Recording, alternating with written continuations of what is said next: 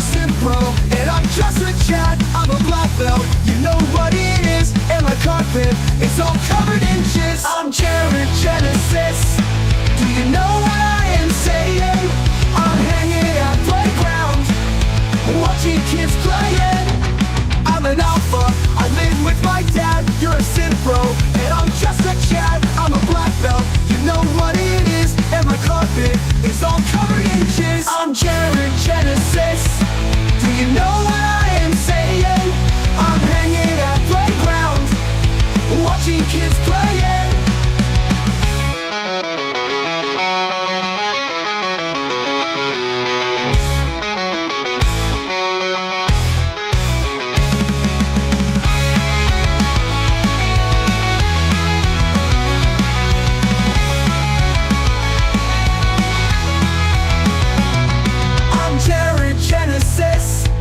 You know what I am saying?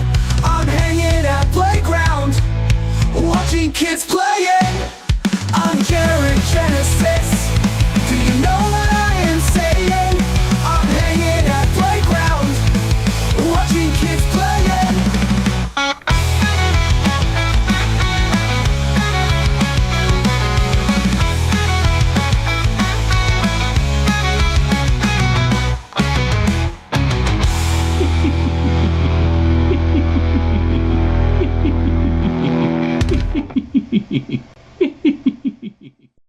In the beginning, there was nothing. And then there was the Drunken Peasants Podcast. I gotta get a witness. No! Say, man, you got a joint? No, not on me, man. I don't have facts to back this up. It'd be a lot cooler if you did. That's true. Sometimes I cry. Oh! Lick my butthole, he laughed. From the strangest corners of the internet, here to bring you opinions of the world from an altered perspective. Here are your hosts, the Drunken Peasants. Hello, everybody. Welcome to the Drunken Peasants Podcast. This is episode 1371. Back again on another Monday. Amazing Monday. Welcome back, Jeff. Amazing. You know, I'm not happy. Why? Because I really loved that song with Jared Genesis. It was fucking incredible.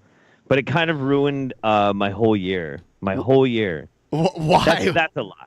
That's a lie. My year was actually ruined a couple of days ago when somebody missed. But, you know, it's fine. It's okay. Yeah, okay. Yeah, you know what? You're really going to like our Patreon merch that we have this month. If someone signs up at the $33 level, they get this sticker. If they see, it's Sweet Boy Summer. Yay! That's great. I look like shit, but that's great. That's the sticker, and then here it is on a shirt. It's like a summer camp shirt, you know? That's so fucking dope, dude. Yeah. Oh my, I love that. Yeah. Holy shit. Yes. Man. So $33 level for the sticker, $50 level for the shirt and the sticker. That's you get amazing. Both. Amazing. I'm fucking in awe and jealous. We need, you know, whenever it is that you do get a chance to come down and hang out, we need to be wearing matching shirts. Can they be matching Hawaiian shirts? Yeah, they can. How about we wear Perry polo shirts? Yellow and black Perry polo shirts. Can I just tell you, it's the something Perry, not Tom Perry. It's I can't remember his name. It's the name of a soccer player. Yeah. I actually have one of those. I have a polo shirt, but it's not one of those.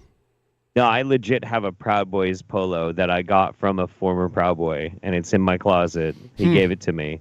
Yeah, it's fucking rad. I've kept it kind of like locked and loaded for a time I might need it, where I need to just kind of like, you know, go undercover, infiltrate. But Steve Perry. Yeah, it's Steve Perry. No, Steve Perry is the singer for Journey. Harry Farrell.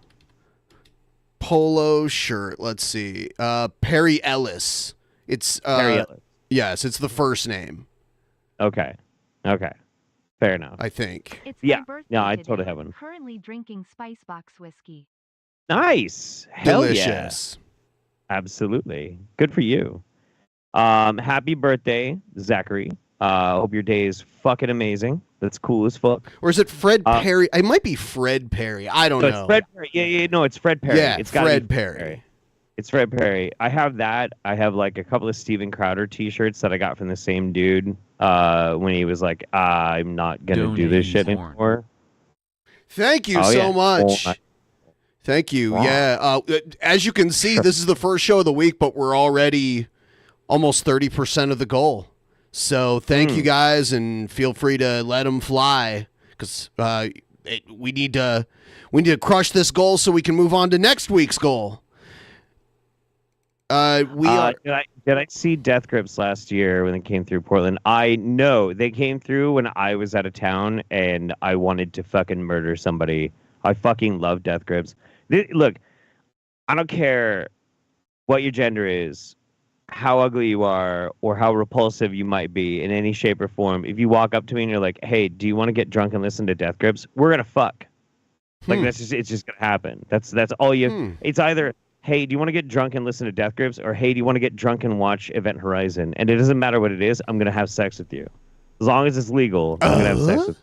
Hey, at least one silver lining of this election season is that Cenk Uygur got another prediction wrong. Lower There you go. We're going to get into the news stuff right now. Here we go. He called me sir. It got me so fuming angry. People are discriminating against wolves. Wow. They're laughing at us, at our stupidity. Wow.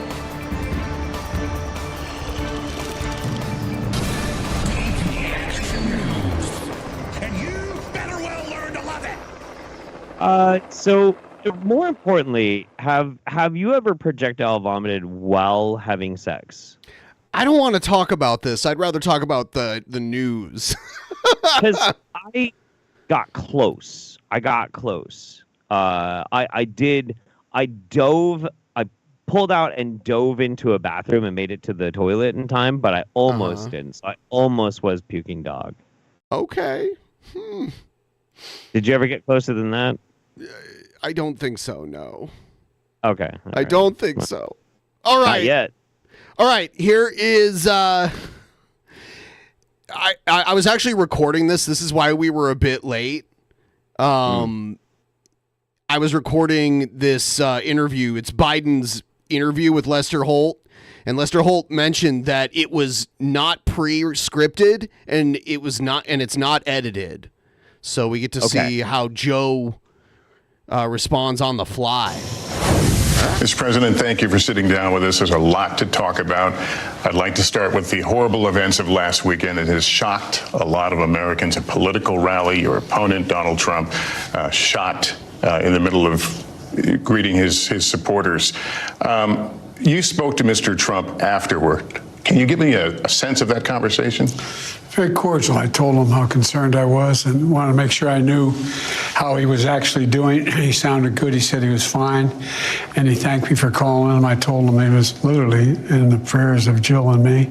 And I hope his whole family was weathering this. You were in Delaware when this happened. What was your first reaction? My first reaction was, my God, look, there's so much violence now, the way we talk about it. I mean, the whole notion that there is this,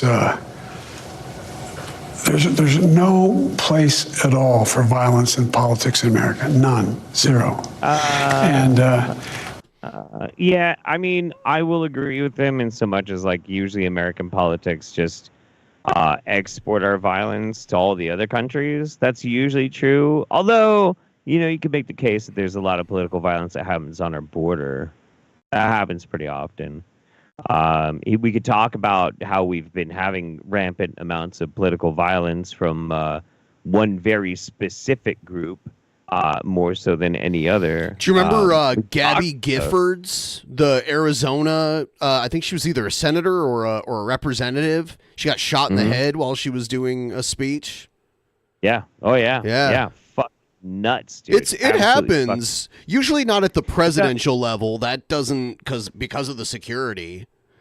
But well, you know what's fucking crazy is like the day before Trump got shot. I was talking to Memory and a couple of my friends, and I was like, you know what's fucking weird is that since the rise of like mass school shootings have happened, nobody kills celebrities or politicians anymore. Isn't that weird? Like we haven't had a good political or celebrity assassination. Yeah, you know, I mean, figuratively speaking, in a while, you know, someone really shakes shit up. And then literally the next day, somebody allegedly shoots Trump in the ear. And that was just really funny timing to me. It was weird. We've reached a point where it's become too commonplace, not assassinations, but to talk about it. For example, you know, the January 6th, you know, the attack on the Capitol. Lester, I got in this race early on in 2020 for the 2020 race. I wasn't going to run again because I lost my son. I didn't feel, and until I watched what happened in Charlottesville, Virginia. Those folks coming out of the woods. Oh my God! Do you really think this story is true? Like he wasn't going to run, and then he saw Charlottesville. And he's like, "I gotta run now to end racism." I don't think. No, I don't believe it at all. Yeah. Not even remotely. I don't buy it. Not even. Nah. Total horseshit. He would have ran in 2016, but it was Hillary's turn, and there is a pecking order in the party, so he sat it out. And then when Trump won when Trump won, he decided to step up. I don't think Charlottesville had anything to do with it. I think you're giving Joe too much like autonomy here, and like too much to Hill Dog as well. Like I don't think any of these people make any of their fucking decisions. I think every single thing that happens with Democrat establishment and used to happen with the Republican establishment largely is done by some form of shady committee that, you know, they have like a lot of analysts that they use, and they go through this and they go through that, and they try and figure out who's going to be able to win this or win what, how much they can stand. Well, there's a hierarchy too. Right. Well, yeah, and there is a hierarchy, obviously, but you know, these people are less interested in so much as like somebody's self-aggrandizement. Like when people say right now that Biden is staying in for pure ego, that's horseshit. That's absolutely horseshit. That's horseshit. Biden is not going to stay in the race because of his ego. Biden doesn't have an ego. Biden has a paycheck. Biden has investors he has to like acquiesce to. He can still have an ego too, though, right? I mean, doesn't fucking matter. It doesn't matter. His ego doesn't mean shit. It doesn't mean shit. Like it's the people that control this fucking country are not the people that we see with their bright and shiny fucking faces or stumbling over their fucking slurred sundowner fucking faces. Like these are not the people that are in control. The people that are in control are telling Joe what to do or who's going to run or who's going to push what agenda. Whether or not they're even going to oppose the Republicans in this because it's going to be beneficial for that. Like all of this shit is wildly controlled by people who have more money than fucking God. And we will never understand it or be able to conceptualize it. That's just how the fucking world works. The torches, carrying swastikas, singing the same Nazi bile, was accompanied by this Ku Klux Klan, and a young woman was killed. And it was a bystander. And the then president was asked, what do you think? He said, they're very fine people on both sides. Not fine people on both sides. No excuse, zero. Well, let's talk about the conversation this has started, and it's really about language, what we say out loud, and the concept. Listen here, you dog-faced pony soldier. Is that a Bidenism right there? Dog-faced pony soldier? Jack? It is. It is, yeah. Listen here, fat. Fat. Consequences of those. You called your opponent an existential threat on a call a week ago. You said it's time to put Trump in the bullseye. There's some dispute about the context, but I think you appreciate that I didn't say words crosshairs. I was talking about focus on. Look, the truth of the matter was, what I guess I was talking about at the time was there was very little focus on Trump's agenda. Yeah, the term is bullseye. was a mistake to use the word. I didn't say crosshairs. I've been bullseye. I didn't mean to use the word, but shut the fuck. Who cares? Who cares? Focus on him. Focus on what he's doing. Focus on his policies. Focus on the number of lies he told in the debate. Focus on. I mean, you couldn't even focus on him. Like you're bringing up the lies, but you didn't call any of them out while he was on the stage with you because you were falling asleep the whole time. Yeah. I mean, Yeah. Sleepy Joe. I look. Okay. Yeah. There's Joe, but there's also like. Oh, God, I want to rant so fucking bad, dude. I want to rant so fucking bad about feckless goddamn Democrats, and it's driving me absolutely up the fucking wall. Nah, I'll save it. Okay. Go ahead. There's a whole range of things that, look, I'm not... Well, in a moment here, he's going to call out the media for not mentioning it, not mentioning Trump's lies, which they did do.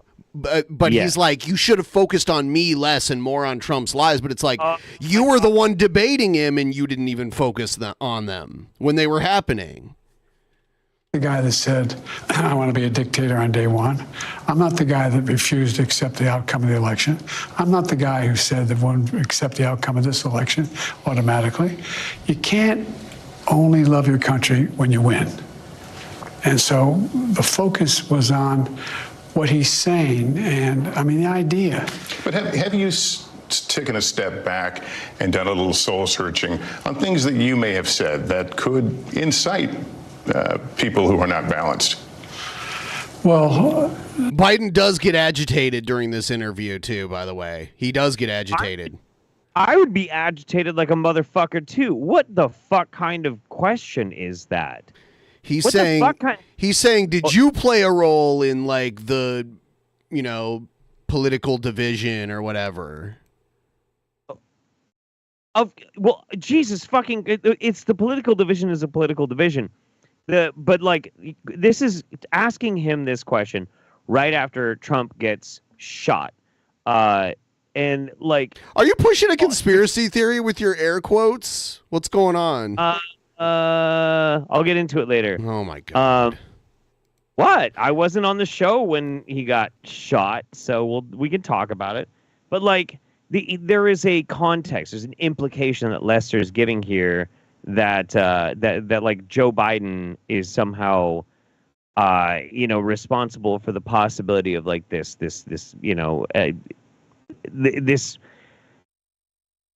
terrorist attack, I guess. This shooting that this guy did. It was an assassination attempt, officially. Assassination attempt. Right, sure, an assassination attempt. And like, okay, maybe. But when is the last time somebody directly asked Trump, of the numerous times that somebody who was a hardcore Trump tard went and fucking shot Corn Pop was at the time of the Trump rally? I doubt Corn Pop is still with us. You don't know that. Listen here, Jack Holiday. Bet you think you're so smart, you Jonathan Davis-looking bastard. Huh? Yeah. I wanted to start singing some Corn, but I can't remember any because I haven't listened to it in so long. Yeah. I need to listen to my old band again. But that's what I'm saying though, is that is it possible that like Democrat rhetoric, which is give rich people more money, somehow inspired somebody to go and take a shot at Trump? No. Probably not. No. Probably not. But it's like, he's an likely. existential threat to our democracy, which I kind of think he is, but... No, he absolutely is. Yeah. So, but he's asking if that sort of rhetoric may have like... But I don't know. I mean, we don't even know enough about the shooter to even like... There's some weird stuff. I don't think... Look, how do you talk about the threat to democracy, which is real, when a president says things like he says? Do you just not say anything because it may incite somebody? Look, I have not engaged in that rhetoric. Now, my opponent is engaged in that rhetoric. He talks about there'll be a bloodbath if he loses, talking about how he's going to forgive all the, I guess, suspend the sentences of all those who were arrested and sentenced to go to jail because of what happened in the Capitol. I'm not out there making fun of, like, remember the picture of Donald Trump when Nancy Pelosi's husband was hit with a hammer, joking about it. This doesn't sound like talking about joking about You're it. turning down the heat, though. You've talked about No. Look, what I'm turning down, we have to stop the whole notion that there are certain things that are contrary to our democracy that we're for. The idea of saying that I didn't win the election, when every court in the land, I don't know, 20 appeals said, and including this conservative Supreme Court, said we won. The idea of having a loyalty pledge from all the folks who are in a Republican MAGA, not all Republicans, the MAGA Republicans, saying that no, we lost the election, inflaming the people that say, So what can you and what will you do, at least things you can control to lower down the temperature, the rhetoric out there? Continue to talk about the things that matter to the American public. It matters whether or not you accept the outcome of elections. It matters whether or not you, for example, talk about how you're going to deal with the border. Yeah, he has a few solid ones on occasion. Instead of talking about people as being vermin and all, those things matter. That's the kind. Okay, here's the thing. Like, I know Joe's brain is kind of mashed potatoes, but the thing is that when you ask him very direct questions about very direct policies, he gets it and he nails it. He can't necessarily say it as fluently as he wants to, but you ask him a complex question about foreign policy, he fucking nails it. You ask him questions about like these types of situations, he nails it. Like, he knows this shit. It's dementia and brain damage take really, really strange different forms. I still don't think he should be running for president. I'll still vote for him over Trump, but I still don't think so. But he's not a complete mess, right? It's not fair to say that he's a complete mess because he still is razor sharp as far as understanding those concepts. If he was like a normal, like old retired guy that didn't have any real responsibilities other than to himself, I'd be like, oh, he could probably still live on his own and not have to go into a nursing home or anything like that. But his position, like, I don't really think he should be in this position, Yeah. I mean, yeah. It's still better than Trump. Yeah, sure. Yeah. And a language that is inflammatory. Mr. President, you've been in politics a very long time, so let's speak. The thing you were saying is that, he's quick with things like that. I mean, the 40 years of experience helps with that, in politics. Yeah, he's got a lifetime of doing this kind of shit. So, like, it's fucking nothing to him. Yes. Frankly, we're all adults here. Has this shooting changed the trajectory of this race? I don't know, and you don't know either. You don't know either. But have something you've given thought to? No, I've thought less about the trajectory of the case than two things. One, what his health is, that was secure, number one. And number two, what happens from here on in terms of the kind of coverage that the president and vice president and former president and new vice president get in terms of, look,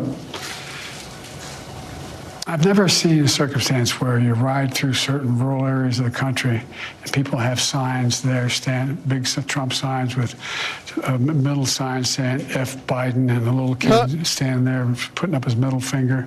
I mean, that's the kind of stuff that is just inflammatory and a kind of viciousness. It's a very different thing than to say, look, I really disagree with the way he takes care of taxes, the way he wants a $5 trillion tax cut. Someone should put a sign in their front yard. I really disagree with Trump the way he takes care of taxes.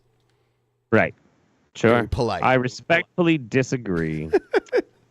Okay. There is this idea, this dialogue people are pushing that like things have never been this inflammatory towards like presidents and shit, and that's not true. That is not fucking true. No. We have had decades and decades of people being extremely vicious to presidents, being nasty as fuck to presidents, the differences and the very, very big difference, like George W. Bush, Reagan had this the whole time of the late 60s, early 70s, everybody got fucking protested like a motherfucker.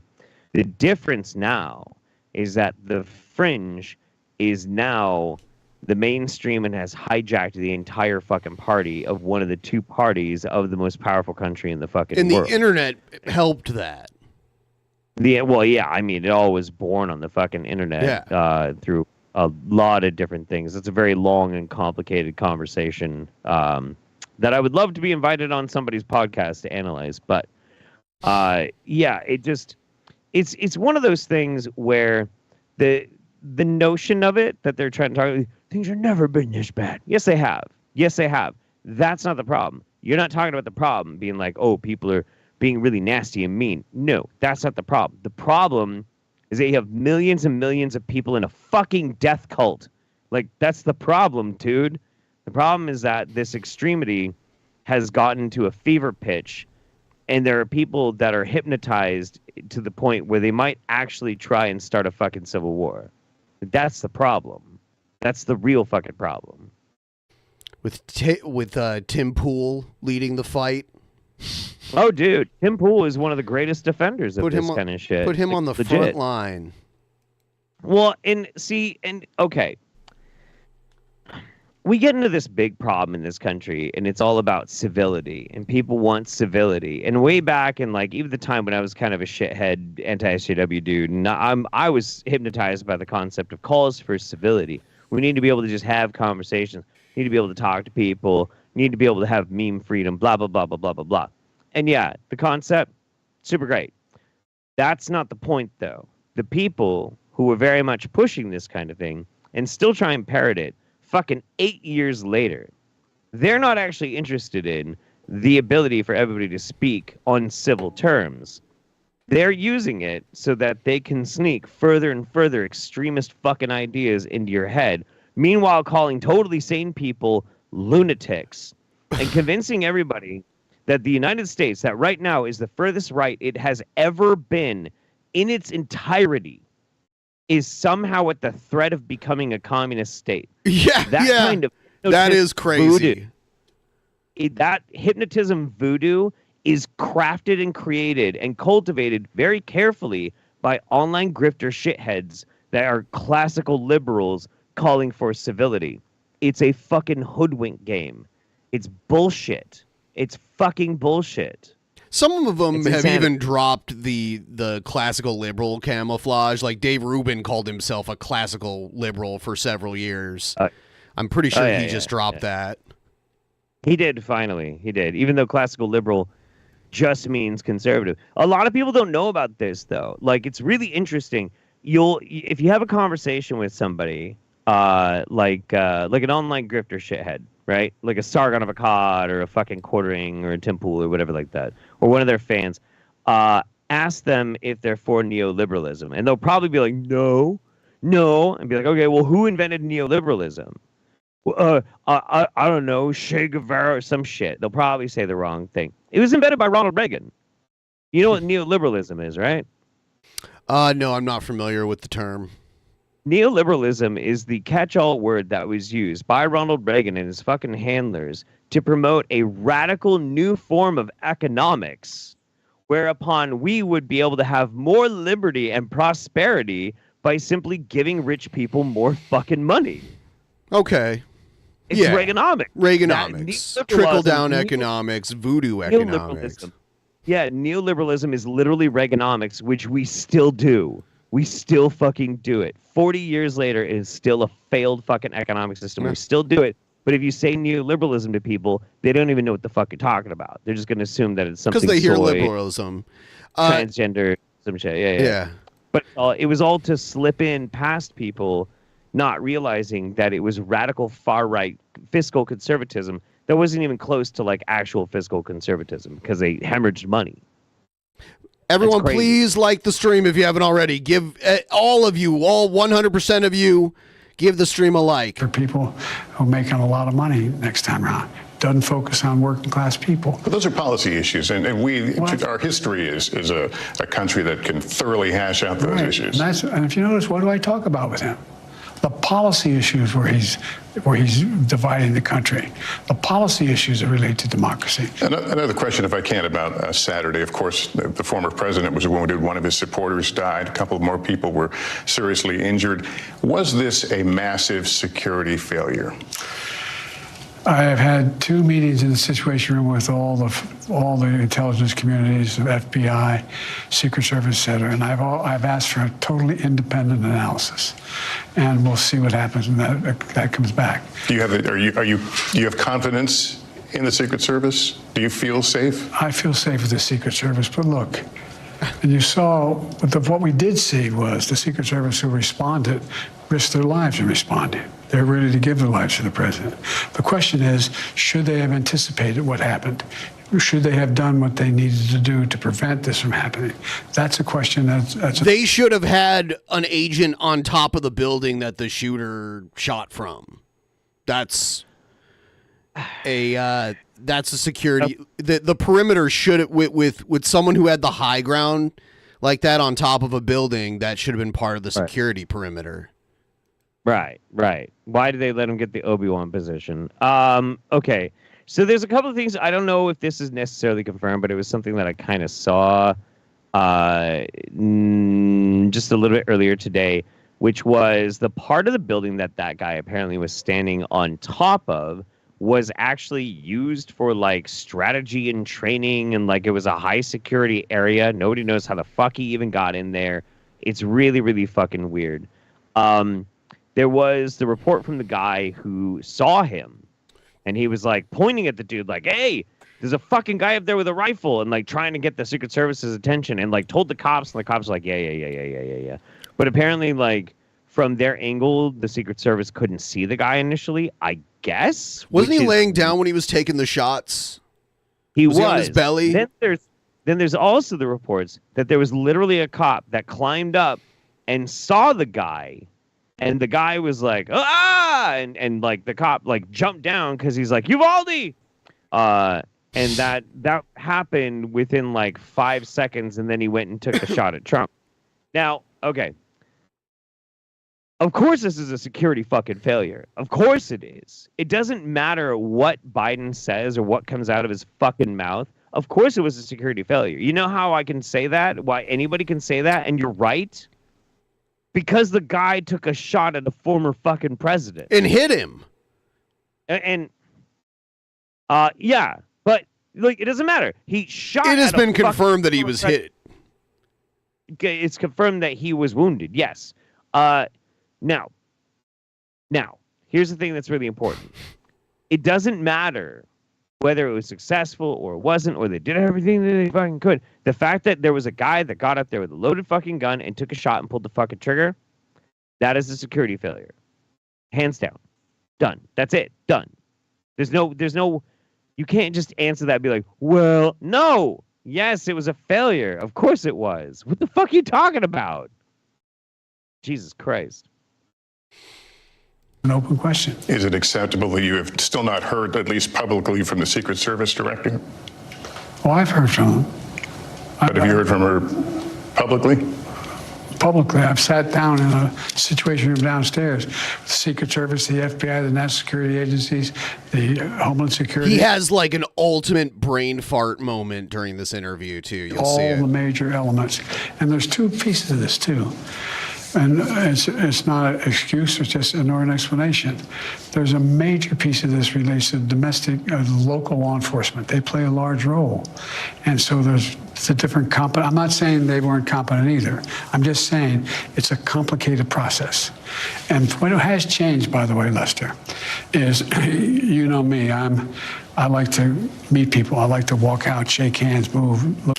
Sniff some hair. Look at people in the eye, see what they're thinking. It's really curtailed that ability.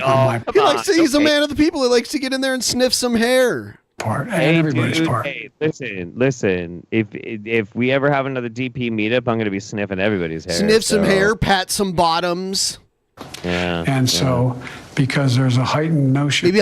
Maybe if you're lucky, you'll get a wet willy. And that when you say there's nothing wrong with going to the Capitol, breaking in, threatening people, a couple cops dying, hanging up, putting up a noose, a gallows for the former vice president, and somehow and then you say you're going to forgive people for that, you're going to pardon them. That was just a normal response. That is not. I have my entire career voted against and railed against and moved against the idea of violence is never appropriate. Never, never, never, never, never in politics. All right, I want to ask you about some other developing news today, if I can. Judge Cannon dismissed the documents case, as you may have heard in Mar. Yeah, the documents case was dismissed. It's funny because Trump can just be like, yeah, I had the documents, don't want to give them back. Come get them, assholes. Well, it's getting appealed, sure. Which is going to be interesting because when it goes to appeals court, it is no longer in the hands of a Trump-appointed ball gargler. So we'll see. Do you think that there was a reason he was holding on to the documents, or you just think he's just like oppositional defiance disorder, and he's like, no, they're mine now? I think it's probably oppositional defiance. So yeah, I think that's 100% what it is. I don't think there's anything. I mean, I could be wrong, but I don't get any vibes that there was anything more nefarious. If for some reason, dipshit was trying to pass off classified information to somebody he's not supposed to, would have done it in a much craftier way than simply keeping documents in boxes in his toilet. The way he got caught was he was trying to look cool. He was trying to impress these women he was hanging out with. Yeah, do you remember that? The recording of it? And he's like, guess what? I've got these really cool classified documents. You want to see the one that we were going to go to war with Iran? That's literally what he did. That's literally what he did. Yeah. Yep. Yep. Yeah. So he did it to look cool to some people he was partying with or whatever. I don't know. Blackmail. So I don't know about this. There is the concept that maybe holding on to these types of things for some form of clout or to make an exchange of power or information or whatever. But the thing is, having the actual better not physical keep documents, classified documents after you leave office. Better not, boy. Boy. Better not, boy. I don't think keeping the actual physical paper documents is the best way to go about doing something like that. I don't vibe with that. It just feels kind of silly and ridiculous. In the age of cyber warfare and the understanding of being able to quickly digitize things and transfer them, I just don't see that being likely. I mean, I might be wrong. I can always be wrong, guys. I can always be wrong. I talk a lot of shit. Hot take holiday. Sometimes I end up talking out of my ass and I didn't mean to. So take it for what it's worth. Can I first get your reaction to that? I'm not surprised. It comes from the immunity decision the Supreme Court ruled on, and Clarence Thomas, in his dissent, said that independent prosecutors appointed by the Attorney General aren't legit. That's the basis on which this judge moved to dismiss. And but I had an independent prosecutor look at me. They spent months on my going through, and I was totally cooperative. It's weird how they both took documents, but yeah, Biden gave them back immediately. He didn't mess around. Right. It just seemed really weird that Trump could have easily just given them back, and he was just kind of like, no. I picture him crossing his arms like a 5-year-old and be like, no, they're mine. Yeah, it's because he's a big fucking baby. They're in my bathroom. I like them there. I like to read on the toilet. You want to fight about it? Fuck you. Yeah. And out of my house, I don't know, the last time in, there were my favorite thing to read on the toilet is classified documents. 10, 12 agents in my house for 9 hours unaccompanied, going through every single thing I had. That's appropriate. And they looked at me and concluded I didn't do a damn thing wrong. But my generic point is that your generic point. it's I mean, yeah. Yep. well, the basis upon which the case was thrown out, I find specious because I don't agree with Clarence Thomas' dissent and or the Supreme Court decision on immunity. In light of this decision, the delay in the Georgia case, the Supreme Court decision on immunity, which you referenced, the former president has seen a series of legal wins recently. You've actively campaigned on his legal woes. Can you do anything like that anymore? Well, sure. I can talk about what I think is appropriate.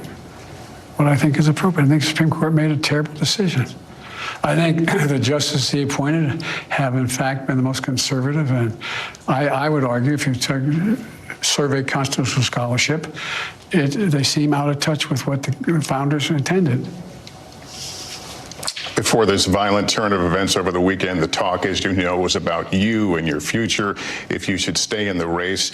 Your allies, James Clyburn, Nancy Pelosi, have kind of put it out there that they're waiting for your decision, giving you time to make your decision. What I hear from you is that you made your decision. Are you still comfortable in that decision? Has anything changed in the last several days? No. What do you make of people like Nancy Pelosi, though, who seem to be of the opinion that there is a window for you to make this choice? What aren't they getting?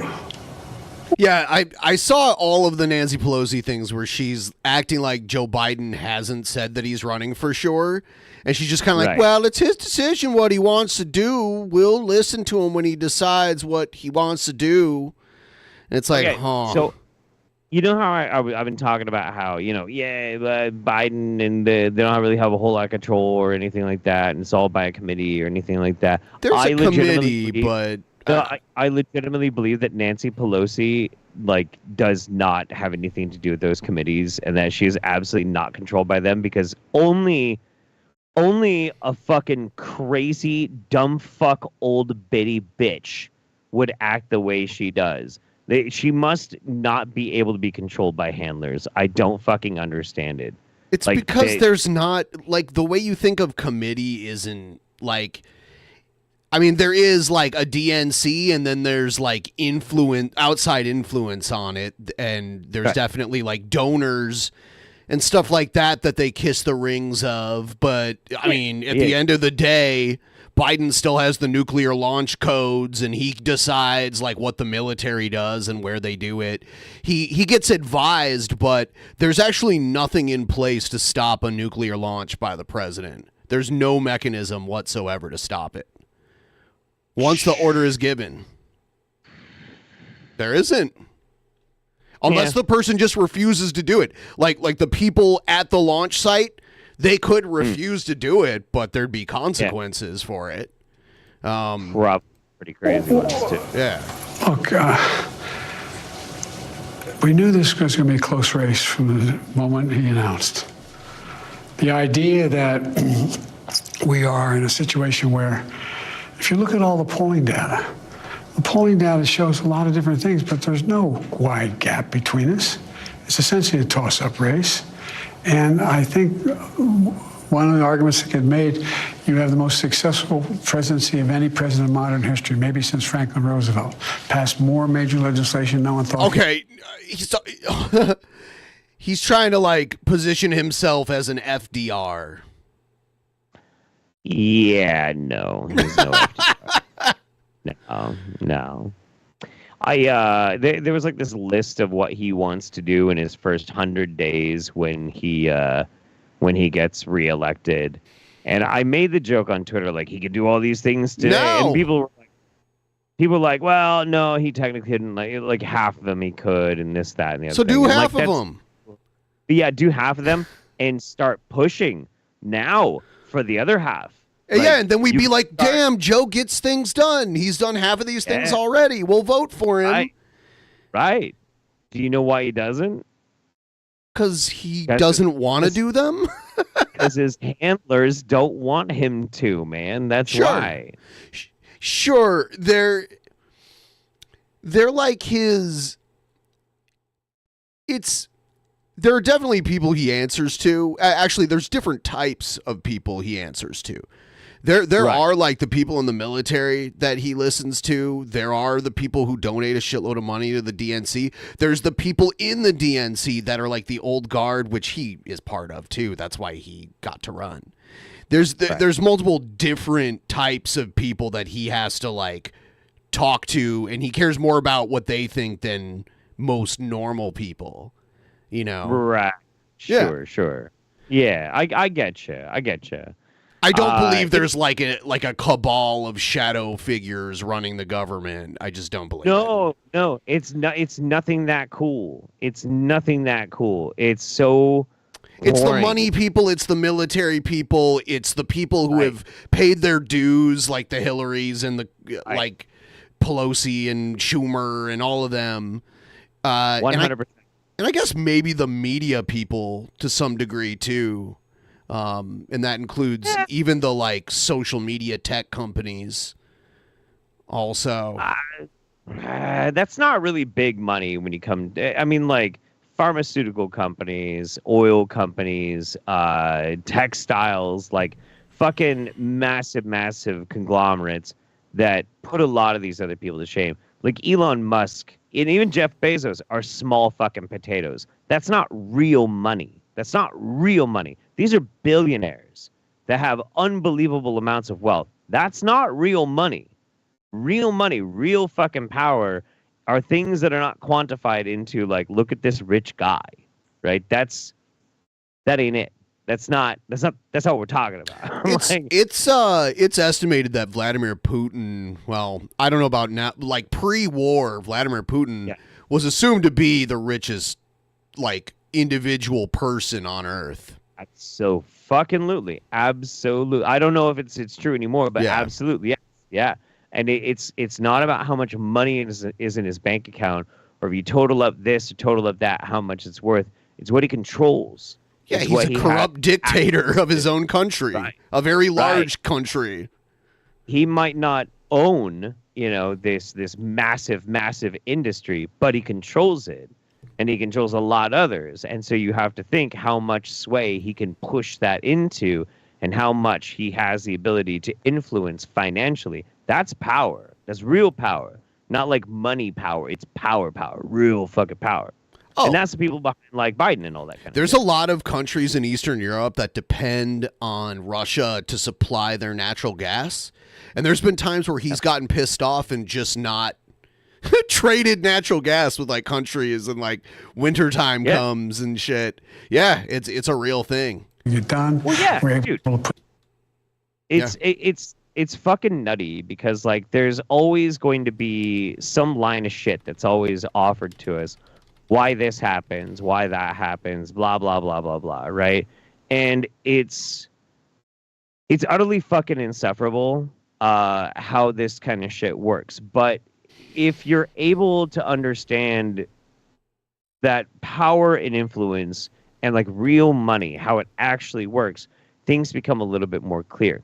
Like, for instance, why in the fuck have we, the collective we, people all over the world of various different countries, been at war with Afghanistan for so fucking long? Why? Why would anybody go to a piece of shit country like Afghanistan and wage war? Makes sense for another country that has a shit ton of natural resources. The only big resource you get from Afghanistan is opium poppies. It's interesting because like we were already involved in Afghanistan because we were fighting a proxy war against the Soviets there, and we armed people. Well, originally we armed them to fight the Soviets, but then we ended up burning our bridges with them and wanting to take them out. Right, but why Afghanistan? Why? Probably because there's like some sort of natural resource there. I can't, like opium, probably. Nope. Because Afghanistan is the route to be able to pump oil from fucking Russia down to the sea. That's why. That's fucking. I'd always been told that the opium trade had something to do with it too, because that's where like a lot of heroin comes from. Put together a consensus. We're able to unite NATO. We're able to deal with foreign policy. Why don't you just decide to rest on those laurels? And the answer is because the job's not finished. Do you feel like you've weathered the storm on this issue of whether you should be on the ticket or not? Look, 14 million people voted for me to be the nominee. Yeah, but no one really ran against you. There was like Marianne Williamson, and I think Kennedy tried to run as a Democrat at first. It's like no one that's going to vote Democrat takes Kennedy seriously. And then like Marianne Williamson, I mean, everyone was like, well, Biden's going to get it anyway because he's the president. So a lot of people didn't even vote in the primaries. I didn't. Right. You know, it's because they weren't floating anybody that was being serious. And you can almost tell that like the people who were serious were told specifically no. Exactly. Like, get the fuck out. Exactly. So, it's not your turn yet. Yeah. The Democratic we're the Party. Democrats, and we're so excited to just lose again. It's going to be great. Okay? Listen to them. In your last TV interview, you were asked if you... What is this camera angle? Why is the camera tilted? Why does it look like they're sitting on like a slanted floor? like it's slanted. Where Lester Holt is like sitting way lower. Like, who gets paid to do this? I don't know, but you should hire me instead. Had watched the debate, and your answer was, I don't think so, no. Have you since seen it? I've seen pieces of it. I've not watched the whole debate. And the reason I ask, because I guess the question is, are you all on the same page? Are you seeing what they saw, which was moments of, frankly, that appeared to be, you appeared to be confused? Lester, look. Why don't you guys ever talk about the 28 lies he told? Where are you? See, he leans in. He does the lean in. Yeah. Jack? No, he's got a point. He's got a point, but he's also missing some really important context.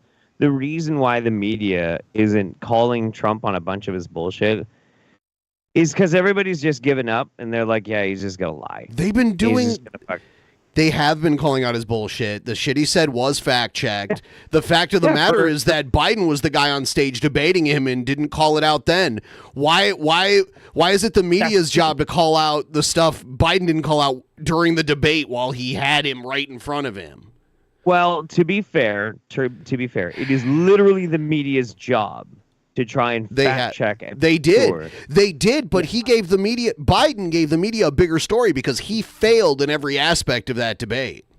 Right.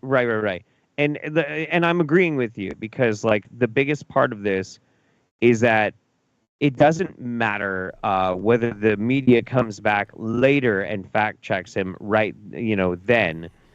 He has to be fact checked in real time. Yes. Now, it was a terrible, terrible format for a debate. It was utter horseshit. They should not be playing glad hands with anybody who wants to wield power. That's fucking dumb as fuck. I don't understand why they did that. But also, for a lot of people, it won't matter whether or not Donald Trump lies. They don't care that he lies. They just want Trump. But if they see somebody call out his bullshit to his face, that is a strongman tactic. And Trump is a strong man. And that's how you fucking confront a strong man is you get in his face. And you prove that he's a fool to everybody live. And Biden can't do that. Think about like Jesse Ventura debating Trump in a presidential debate. Like someone who's better at what Trump does. Like as far as like browbeating someone in an argument. He'd fucking demolish him. Yep. Utterly demolish him. He'd make him look like a piece of shit. Yeah. It'd be great. Yeah. I mean, fuck, dude. There are so many Democrats that could be able to trounce Trump in a debate right fucking now. Yes. So many. We need Big Gretch, man. Big fucking Gretch.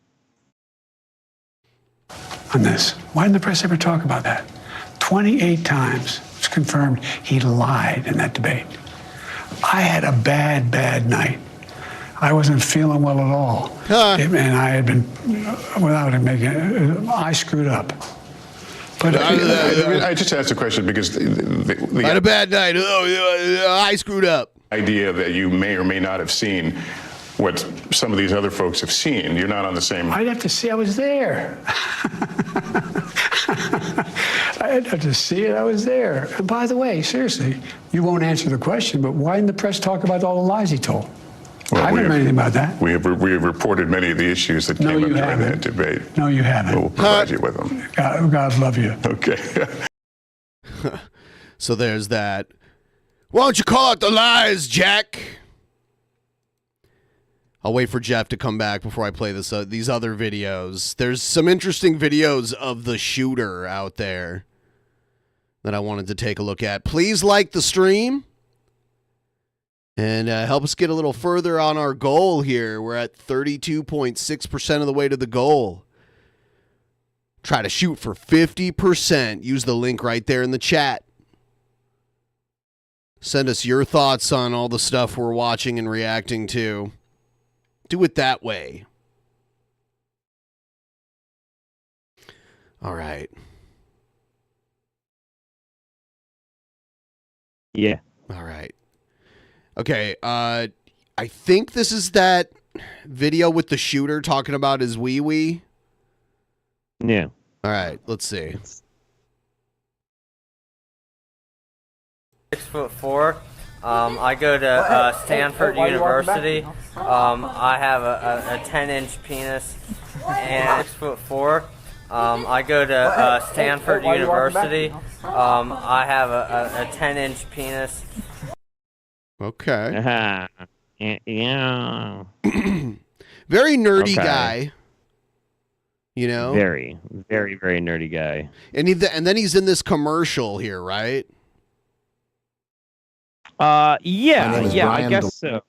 BlackRock. What is BlackRock exactly? BlackRock. I don't want to like misspeak, so I'm actually gonna look up the easiest way to try and talk about it. It's an investment management and financial services, but BlackRock's reach is insanely huge. I think I'm looking at it now. They just hit $10.6 trillion asset record. $10.6 trillion with a T. With a T. It's a multinational investment company. Their fingers are basically in all the fucking pies. Environmental, social, and corporate governance. Fossil fuels, arms industry.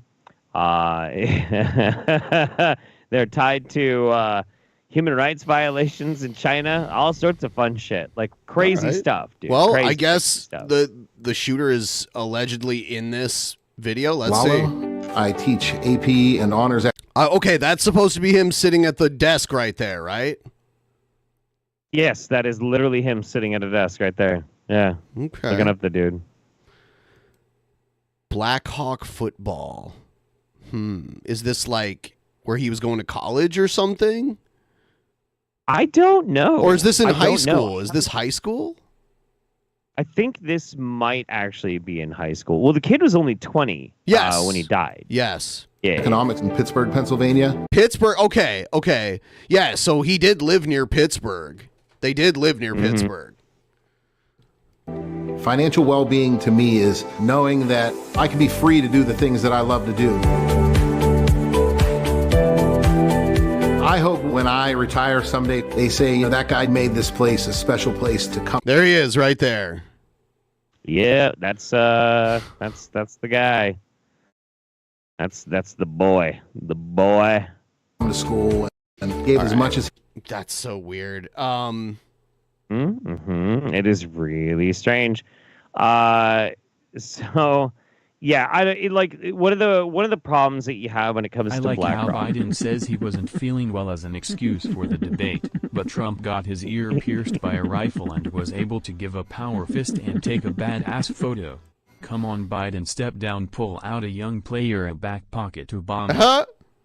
Yeah. Thank you so much. Thank one of the big you, problems, Jess, bro. Yeah, thank you, Jess, bro. One of the big problems with BlackRock is understanding what they do because their fingers are in so many fucking pies. It's almost impossible to know exactly where and how they're influencing things. It's a multinational corporation that has so many subsidiaries that they don't have to report to, like, you know, just one country. They can divest into every direction that they possibly want to. It's really crazy. It's like real evil empire kind of shit. Hell's Only was saying it was like the We Say So Corporation from the Dinosaurs TV show. Yeah, or like the Brondo Corporation from fucking Idiocracy, or like, you know, the whatever company did Zydrate in fucking Repo, the genetic opera. Like, it's that. It's the evil empire. You know, you mentioning Idiocracy made me hungry for some butt fuckers. I always want some butt fuckers. I used to live near a Fuddruckers at one point, and it was okay. It's not bad. It's like build your own burger. It's an interesting concept. All right, so Trump chose his Veep. 39-year-old Ohio Senator JD Vance, who used to bash Trump and say like Trump was basically Hitler. You know, I knew. I was talking about this the other night. I was telling everybody that JD Vance was who Trump was going to pick because everyone else was like a woman or like an ethnic minority or like another guy that was about as old as Trump. And I'm like, no, he's going to pick the younger guy. He's going to pick the white male because a lot of Republican voters are not ready to vote for a woman. They're not ready to vote for a non-white person. They're not ready to vote for a non-Christian. It's true. Sure. And it also happens that JD Vance is the pet project of Peter Thiel. Peter Steele? Yes, Peter Steele, Ben. He's alive. He never died. Peter Thiel. JD Vance. You can imagine him singing that like in his low JD Vance, like super low. My president's girlfriend. Anyway, fucking typo jokes for you. You're welcome, folks. Maybe 5% of you know who that is. Anyway, so Peter Thiel is a ridiculously rich psychopath and heavily involved in Project 2025. JD Vance, heavily involved in Project 2025. JD Vance was buddies with Trump Jr. too, by the way. And both of them have direct ties to and are massively influenced by, can you guess? Just random. Project 2025? No, but somebody in specific. They have direct links and connections to them, to this one guy. George Soros? Nope. Nope. Think the other direction. I don't know. Who? It's fucking Putin. Oh, dude. okay. Putin. Yeah, all right. Like legitimately, JD Vance is Putin's little fucking butt buddy. And he's propped up and basically sold to him by Peter Thiel after Peter Thiel used all of his money to get him into fucking politics. It's fucking nuts. Now, what's crazy is that right now we have a standing proposed vice president nominee under Trump who is a paid-for little fucking propagandist parrot motherfucker, paid for by the fucking Kremlin, and a utter psychopath involved with Project 2025, and will do whatever the fuck he needs to do for his overlords and masters. At the same time, he has direct ties to Project 2025, which is heralded by the fucking Heritage Foundation. The Heritage Foundation just recently was revealed through a fucking hacking source that I think it was like 30% of the IPs in the private strategy meetings for the Heritage Foundation come from China. Literally what in the fuck is going on? What in the fuck is going on? It is the craziest fucking thing. All of this is insane. Absolute fucking insanity. Good afternoon. We're coming on the air live from the Republican National Convention this afternoon right here in Milwaukee. Day one of the RNC already making headlines. And I see Washington's flag in the background there. News at this hour from Milwaukee. And I do have to point this out because this is true. Hell's Only reminded me of this. Peter Thiel, the guy who is the money behind JD Vance and is now going to give money to Trump for all this shit. He does quite, and this is true.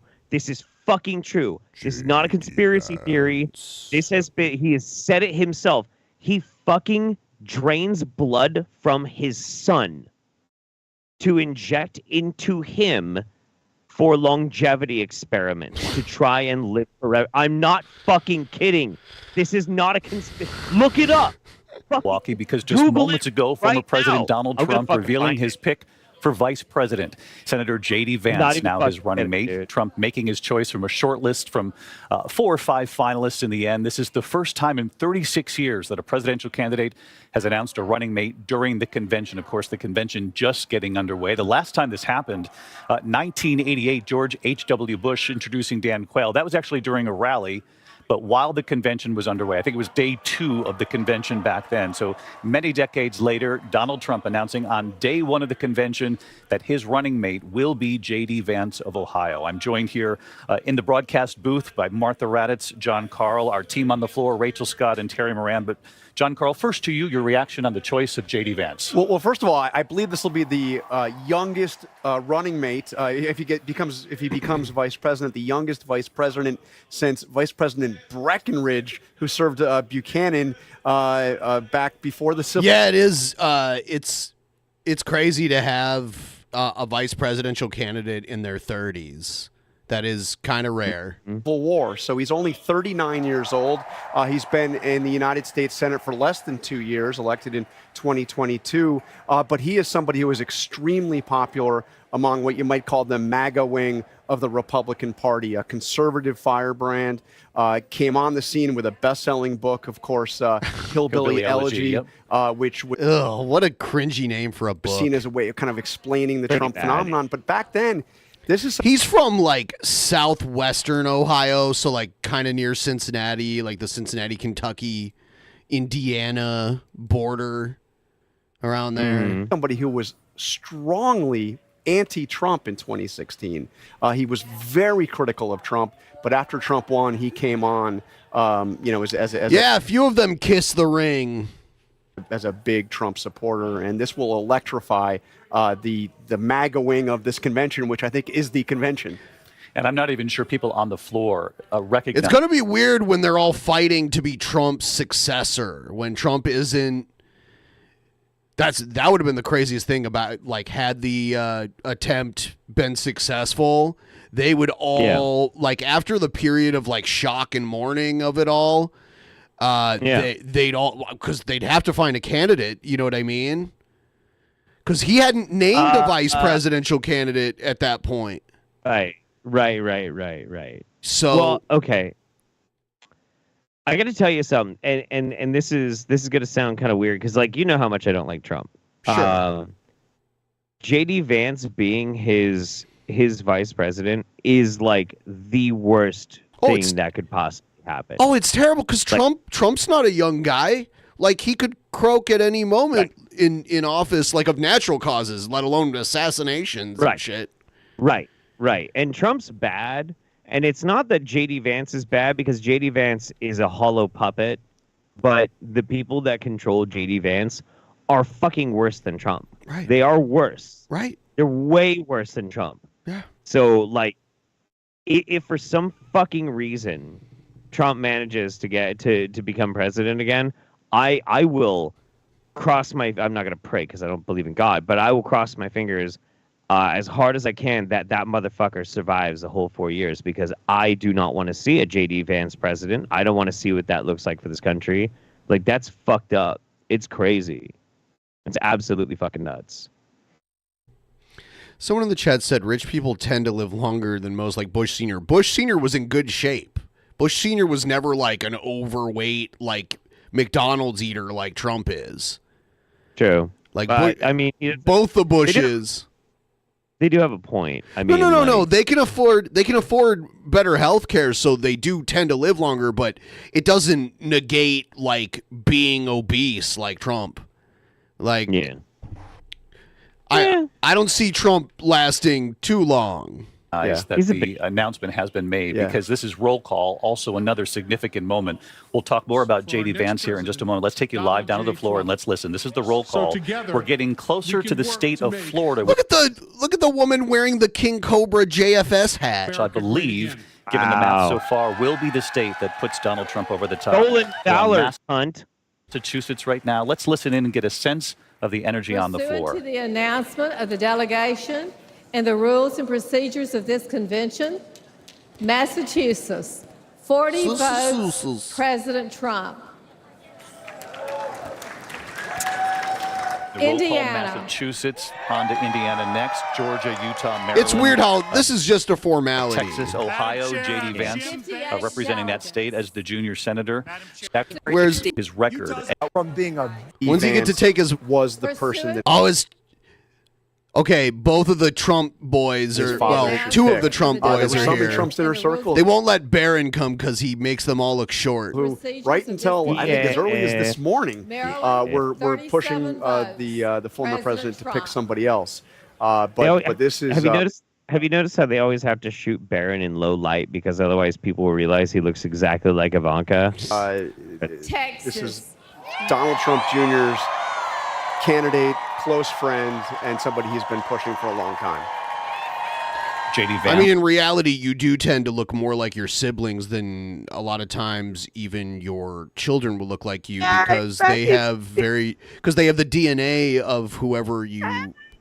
It's just not a sound theory because your siblings, you have the DNA of two people and it's the same people. But then when you have children, they have the DNA of someone else and they can look completely different from you. Not because the problem is that problem is what? Because he's so much taller because it's a mutation from the fact that his mom is also his sister. Of course, we have not seen yet here on the convention floor in Milwaukee. We are seeing the children of Donald Trump. Some of them, Don Jr., obviously, Eric Trump. Tiffany Trump, I was told, was in the crowd. There she is. You can see her right there. Here to support their father when the math sets him over the top as the nominee. Where's Melania? Yo, They're talking about Texas now. Ohio is next, and of course, Ohio, the state. What? Where's Melania? I don't know. She's been. Who knows if she'll even make an appearance? JD Vance represents, obviously, two senators. I'm guessing they are like separated, and Oh yeah. There will probably be a divorce eventually, but not while he's still politically active. Schwarzenegger and Maria Shriver did the same thing. Yeah, they definitely did. Also, I told you the time that I was actually in a room with Eric Trump, right? I don't know. I'm not sure if I remember that. I went undercover at a fucking Reawaken America rally. And Is that when you Eric bleached Trump your hair? Yeah. No. That was a chiropractic convention. It was when I cut my hair into a fucking mullet and I had a Hulk Hogan mustache. Oh my god. It's pretty crazy. I should send you some footage of it because it was pretty funny. But yeah, Eric Trump showed up to that one and gave a speech, and he was the most cringe motherfucker on the planet. It's pretty amazing. It's pretty good. There, one a Democrat, Sherrod Brown, the other JD Vance, the junior I senator. see the younger Trump daughter, Tiffany Trump, I think is her name. It was right there, the blonde. Yeah. When he's sleeping at 8 o'clock. One of the most highly sought after Senate seats in the country, that seat from Ohio. A lot of attention paid on it. A lot of money spent from both sides. I remember when Obama got elected, the governor of Chicago tried to sell his Senate seat, and he went to prison for it. And JD Vance, Rod Blagojevich, obviously winning that seat. I want to go to John Santucci, who reports on Donald Trump for us, has for many years. And John, when did JD Vance get this call?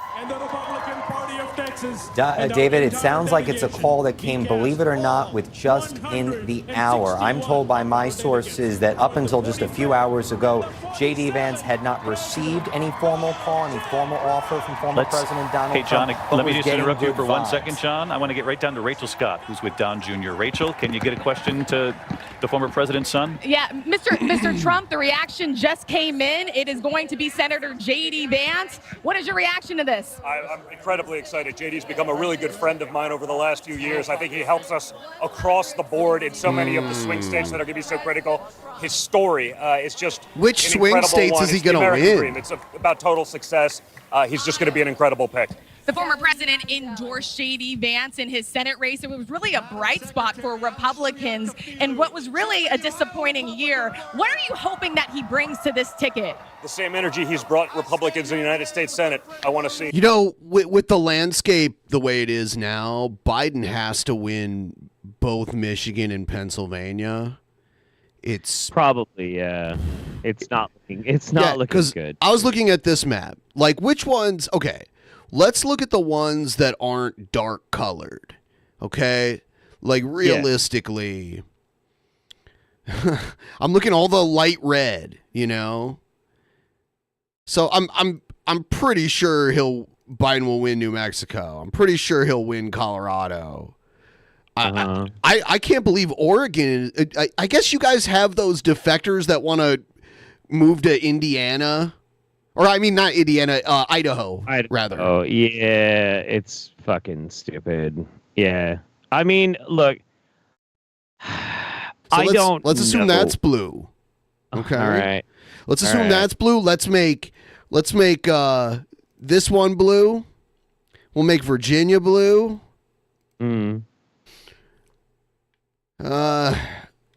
Yeah, I mean, like, what do you think about Florida? It's probably going to be red. Probably red. Georgia might be a wild card. Okay, well, we'll explore that in a minute. North Carolina probably red. Yeah, Florida is blue right now. Shit. And then this is trending blue. And then there's this weird Nebraska thing that we have here. And let's see. And I guess that represents the city. So this could very well go blue. So we'll do that. And then Maine, they split their votes too. So that's kind of red. It has like a few are going red. So right now Trump is wins with the way this is. So let's give Wisconsin to Biden. Let's give PA to Biden. He still doesn't win with that. Michigan. Michigan or Georgia, he'd win. Let's see. So, but then, I mean, we're assuming he wins Wisconsin and Arizona, right? Yeah, I mean, if he won Georgia, which I wasn't, because Georgia's trending red, you know, and Michigan's trending red too. I mean, I don't know, dude. I don't know. I don't see a lot of scenarios he can win. We just saw one, but I mean, I don't know. It doesn't seem realistic to me. Okay, so these are the up to the current polling per state, not on a national level, but per state. This is the accurate polling right now. Like Michigan is leaning Trump in the polling. Yeah. Obviously, there's errors. There's margin of error and that kind of stuff. That's why it's like faded and not like a solid color. Right. I don't know. I guess we'll see. I mean, I'm gonna just repeat the same thing I always do every single time this comes out. We have almost 4 fucking months. Like there is a lot of time, a lot of shit could fucking happen. It's an exercise in futility to kind of speculate about it right now. What's more important, I think, what's more salient right now is to concentrate on what's happening right at this fucking moment. Like, where is the country actually at as far as confidence with each of these candidates? What might sway them? What might change their minds? Where exactly we these just things gotta have cope that the polling is off by more than we think. Well, yeah, I mean, maybe, but like, well, and thank you very. That's a very, very generous donation. Thank you very much. so much. I mean, yeah, it's true, but I don't think it's necessarily like that we have to cope about it. It's like, I don't think we should obsess about it. It's it's interesting to see where it will develop. I'm just trying to look at the path to victory here. Like, so with this, like, if we assume this is it, you know, like if we go by like where the polls are leaning, then that means only PA and Wisconsin are really up for grabs. And even if Biden won both, he wouldn't win. He'd have to win Michigan and Pennsylvania. And then it doesn't matter. He could lose Wisconsin. I think he could. Yeah. So if he got Michigan and Pennsylvania, he would have to either win Arizona or Wisconsin or Georgia, like you said. I don't know. I mean, shit happens. Shit fucking happens. Jeff doesn't like to admit Trump can win. Hi, Matt. No, it's like it's not that I can't admit. He obviously won before once, and like we're not in as good of a position as we were when Biden won last time. So like obviously it can fucking happen. It's just bad news if it does. What is this thing you sent me? Oh, that was when the day that I met Eric Trump, sort of. Oh. I didn't actually talk to him, but it's just a little clip from there. Oh, I see. On this ticket, and I think he's going to do that for sure. You're very close to Senator JD Vance. You said there's a lot of acquaintances in politics. They but kissed. You consider him a very close friend. This has been quite a public audition process, vetting process. Please like the stream if you haven't already. Thank you so much. What do you make that it's now him? Well, I'm super excited because I know the man, I know the character, I know his resolve. There's no weaknesses there. I'm just super excited about it. Thank you so much, sir, for the time. I really appreciate it. Well, there you have it. That is the former president's son. This is a close confidant of his, as you can see. It's really crowded here as the former president's family. I'm going to get back just a little bit to give them a little bit space here, David, as I toss it back to you. But a very, very happy Donald Trump Jr., a very close confidant to Senator JD Vance, overjoyed by this choice. American Samoa. Saying it's exactly what... There is still a path to the White House for Joe, and Ben knows what he has to do. He has to wear a taco hat. A hat shaped like a taco. If increases you appeal by 10%, and that would make all the difference. Indeed. Indeed. This ticket needs, David. Rachel Scott getting the first interview with the Don Jr. there on the floor of the Republican convention here, post the breaking headline that JD Vance has officially been selected as Donald Trump's running mate. All right. Okay. Listen, Matt, I need you to know something. If I need you to fuck every dusty old lady in here to get us VIP access, I mean, I'm willing to make that sacrifice. There's no other sacrifice I'd be willing to make. I mean, goddamn. That's what right. we got to do. All right, all right. VIP tickets, y'all. VIP tickets. It don't matter. Don't matter how much. How many dusty. So next we got to go to the Embodied Radiance retreat, right? I can't wait to talk about that. Get up in. All right. It's crazy.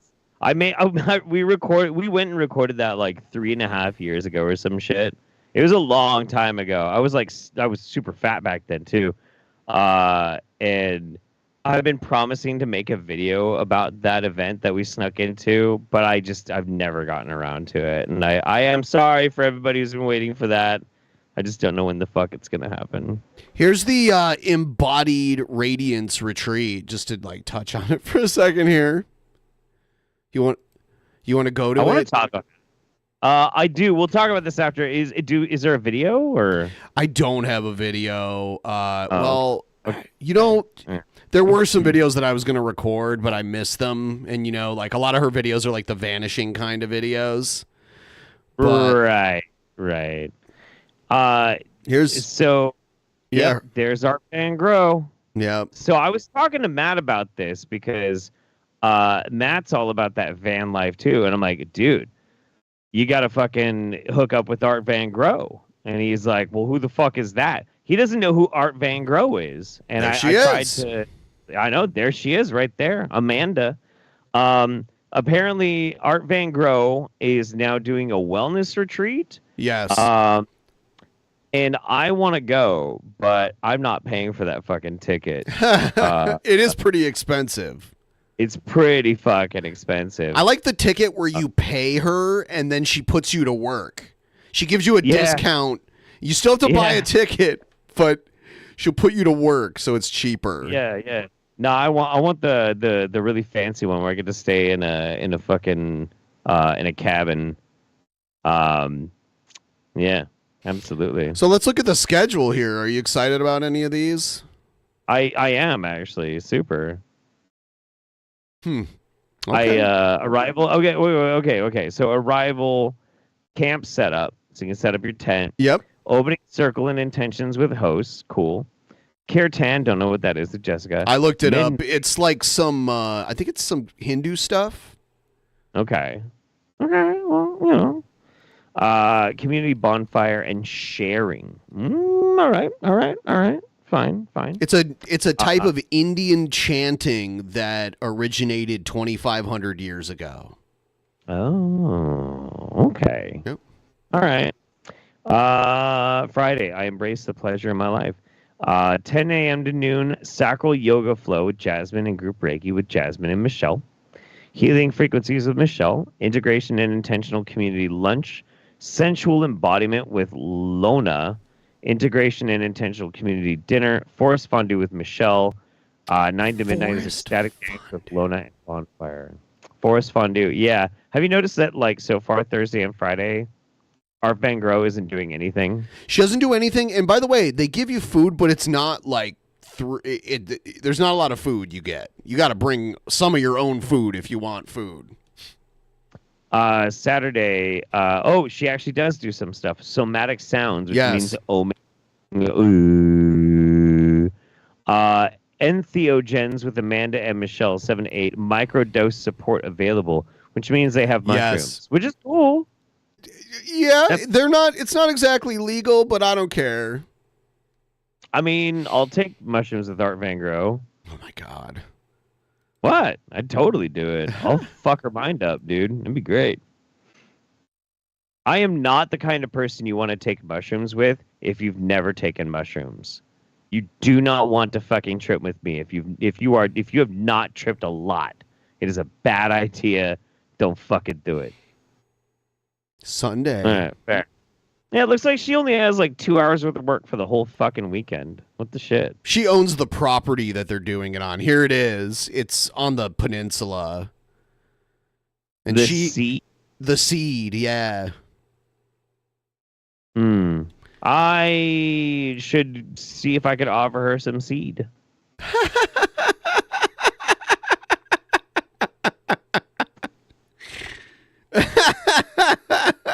All right, here's the ticket prices. Oh my god. Yeah. 4 days and 3 nights, 5 meals. So they provide 5 meals over 4 days. Yeah. Okay. So it looks like the cheapest one is $222 per person. I can deal with that. I can deal with that. The cheapest one is she puts you to work.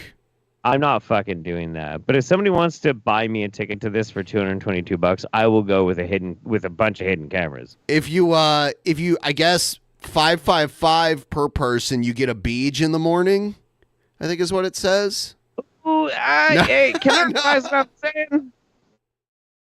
saying? No, it doesn't say that. The beach. Yeah. You get a morning beach. Hell yeah. 21 and up tubes. Can I request instead the beach in the outhouse? Get it like a rustic blumpkin. I feel like that would really connect me to the seed. You know what I mean? I need any of the wellness practitioners. I don't know really. about any of these other women that are helping her host this. I just do they have any idea who the drama? Do they know? I doubt it. And if this is the first one they've done, it's also going to be the last one they ever do.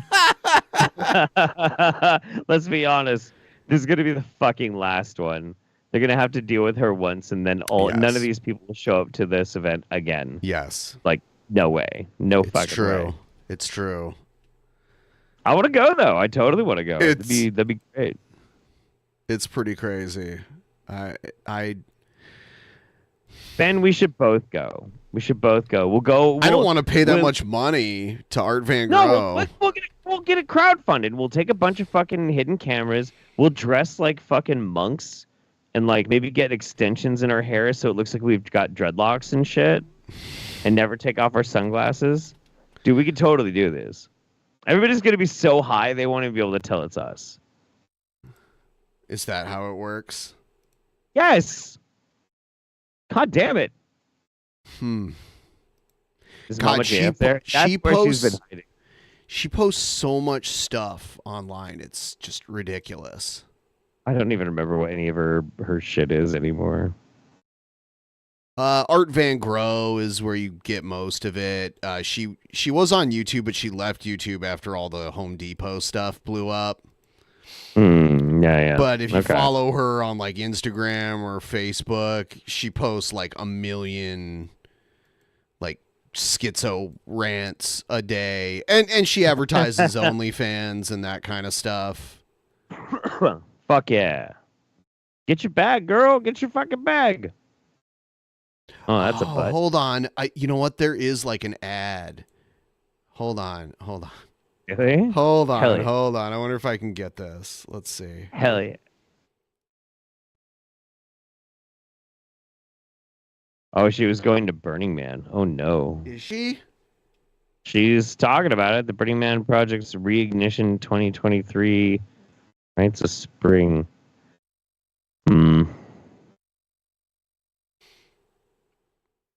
Yeah, I have a video that I'll play in just a second here. See, I knew all I'd have to do is just introduce Matt to Art Van Gogh and he'd fall in love. Is that what happened? Is that what's happening? I'm sure. Absolutely.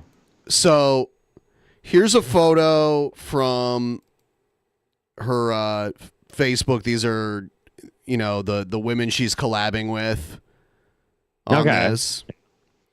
Don't know anything about them, so I who knows? I'm not going to assume that they're like her. Okay, where's this video? Here it is.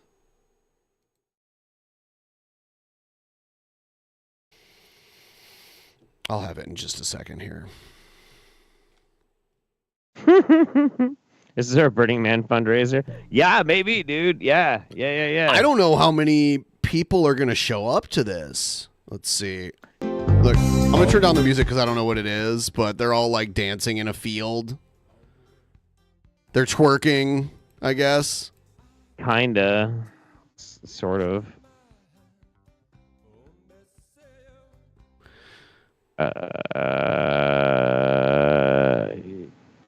It would be so funny if they get like 2 people and then they all have to split the fucking money and it's like fucking $50 each for an entire weekend's worth of work. What is Neo Tantra? Tantra but new. Huh. That's all. That's the whole video. Oh, here we go. All right. There's not much to it. It's just them doing this in a field. If you want to see this, just any weekend in the summer, go down to the river park here in Eugene, and you'll just see this shit for free.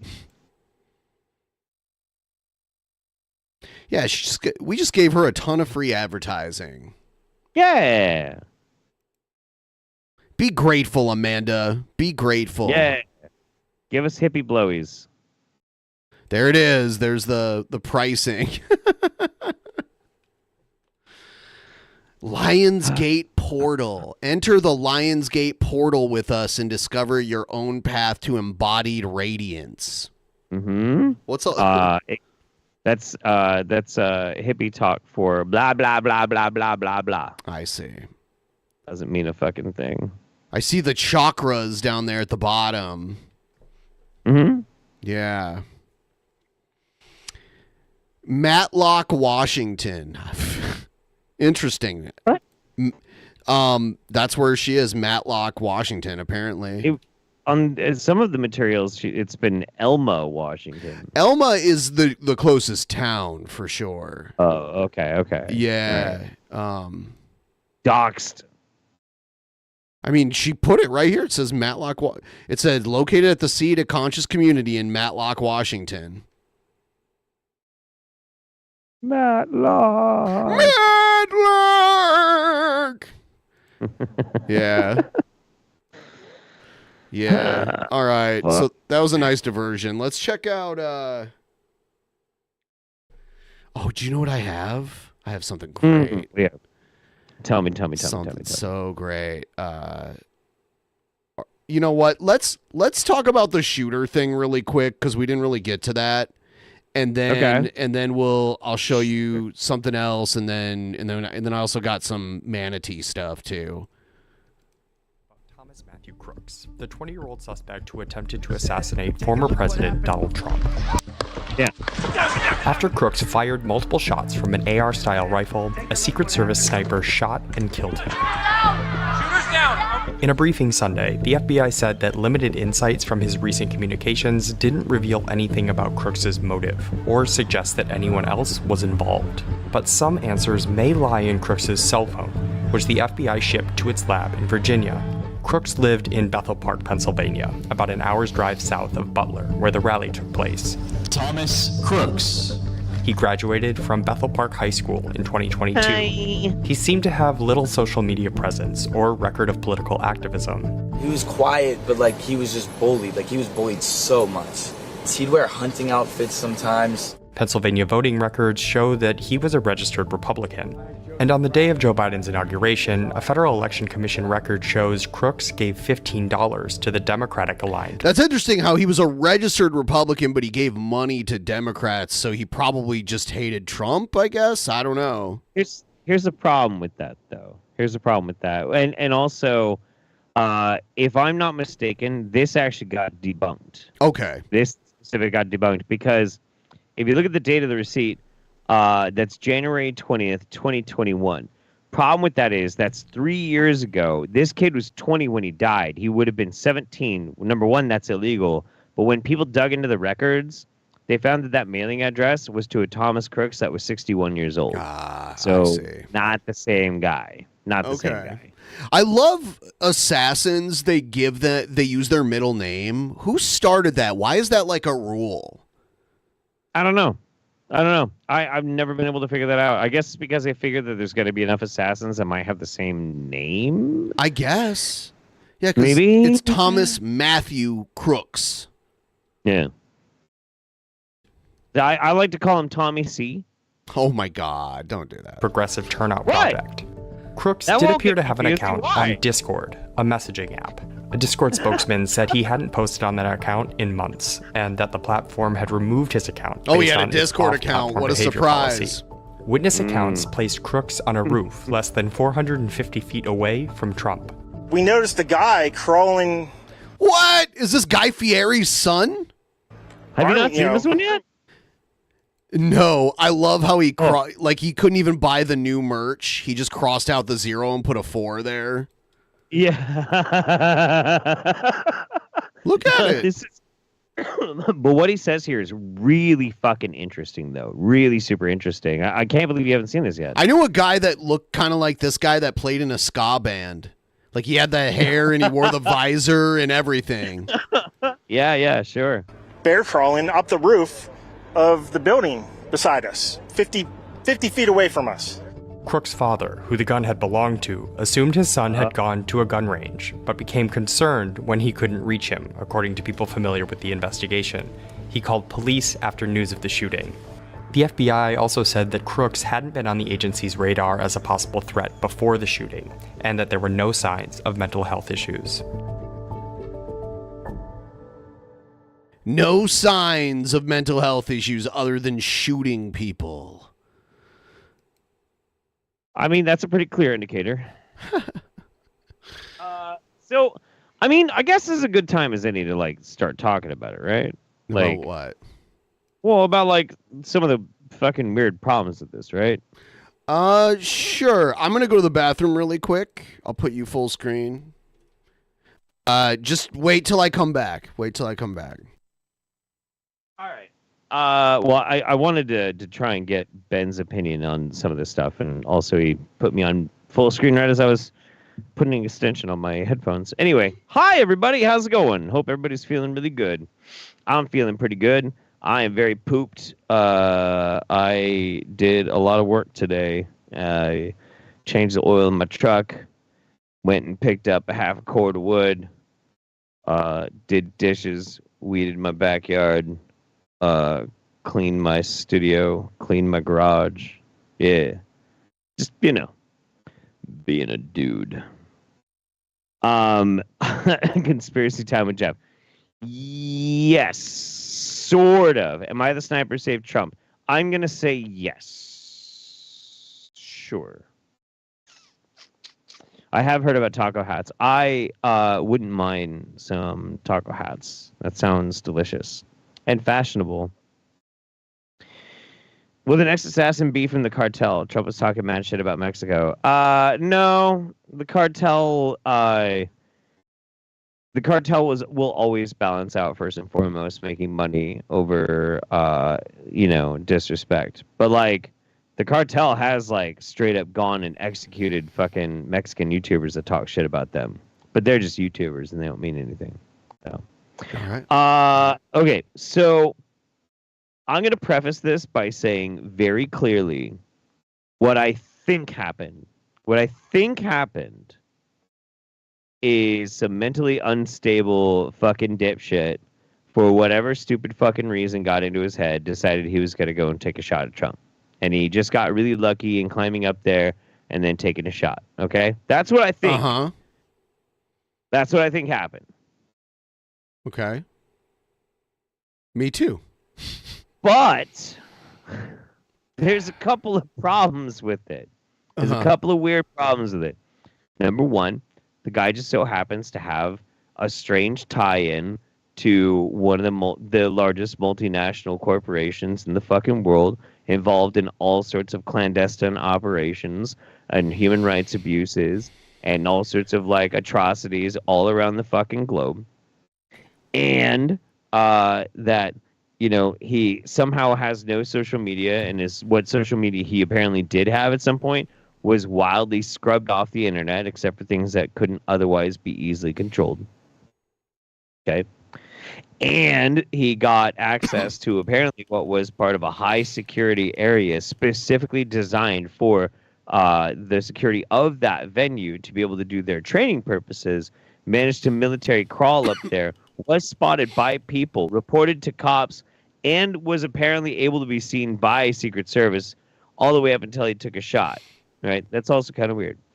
And that I don't know if the angles work out quite right or anything, but it does kind of seem a little strange that, if he did manage to nick Trump's ear with a bullet, that it was just the absolute most perfect graze to just get him a good bleeder, just a perfect little fucking bleeder, and a guy that probably shit his pants when trying to catch a baseball, famously, somehow got shot in his fucking ear and then stood up and decided to manage to keep his cheeks clenched enough to not fucking load them full of chili and stick his fist in the air and scream, fight, fight, fight. Yeah, maybe.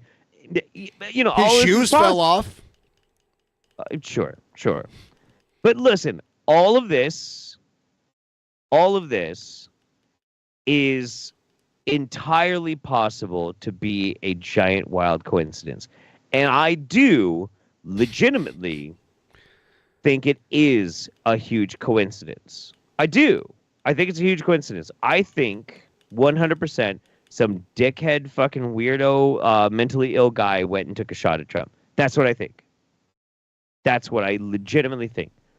But this is very fun. This is very, very, very fun. And there's going to be people out there, and listen, there's going to be people out there that are going to try and shake their fucking finger at you about a bunch of this shit right now. Number one, you shouldn't be making jokes or laughing about somebody trying to shoot at Trump. Tell those people to go fuck themselves. Fuck you. Shut the fuck up. It's funny as fuck. Who gives a fuck? Fuck that asshole. It's hilarious. It's great. And number two, people are going to be like, You shouldn't be speculating or having fun with all these different conspiracies. Shut the fuck up. Shut the fuck up. Sit the fuck down. It's fun. It's fun.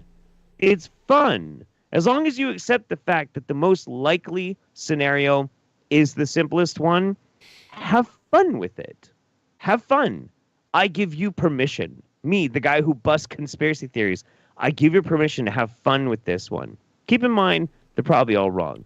But have fun. Because this is fucking entertaining as shit, and I love it. It is weird, isn't it? Yeah, it's weird. I mean, it seems like, I don't know. I'm not reading too far into it. Okay, think about okay. We're theory crafting right now, right? Like if we're say you're Harlan Ellison and I'm fucking oh Jesus Christ, he invented Scientology. God damn it. L. Ron Hubbard, right? Yeah. You're Harlan Ellison. I'm L. Ron Hubbard. We're sitting back with some cognac and some fucking cigars, and we're trying to think of like this great fucking conspiracy theory, the sci-fi action flick, and this way for this evil empire to try and, like, obviously informed by aliens or whatever. I just don't think that way. Trying to think of the best way. Trying to think of the best way to garner a bunch of sympathy for this fucking crazy neo-fascist candidate, and instead they get this lone wolf, young bullied kid who just believes in Trump so much, and they're like, "Listen, kid." There's a dono that didn't read out that I need to read. Do you think the shooter had ever gotten it all? Hold on. Do you think the shooter had ever gotten it all wet and soaked before the CIA sent him up the ladder to take his shot? So it's a conspiracy dono. See, and that's a good question. Is if you're Harlan and I'm Elron, we got to decide what's the more plausible, fun scenario. Is did the CIA try and send him to take out Trump, or did Trump's guys send him to take out Trump to make a martyr, and if missing, make him a hero, right? And would they take him for a roll in the sheets or a quick handy or a little blowy before he goes off? Like that's his reward. He finally gets to lose his virginity, gets his little wick wet. I don't know. I don't know. That's what I think is fun. I think it's fun to think about this sort of thing. Chat, which is more likely? Which is more likely? Was it the CIA or was it Trump's own people? I just don't buy into any of it. Like, I don't either. I'm just having fun, Ben. Okay. Play with me. Come on, play with me. It's fun. No, I don't. I choose not to. I choose not to. This is not Coast to Coast AM. You're such a gambler usually. Come on. I'm going to play something else now. I had something saved for you that I thought we could have fun with. If you had to put money on it, we were in Vegas and you had to bet it was the CIA or it was Trump's own people. Neither. All right, here we go.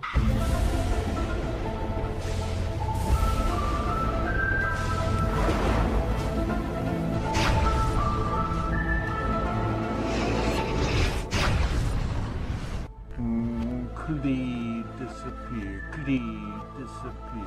Could he disappear? Could he disappear?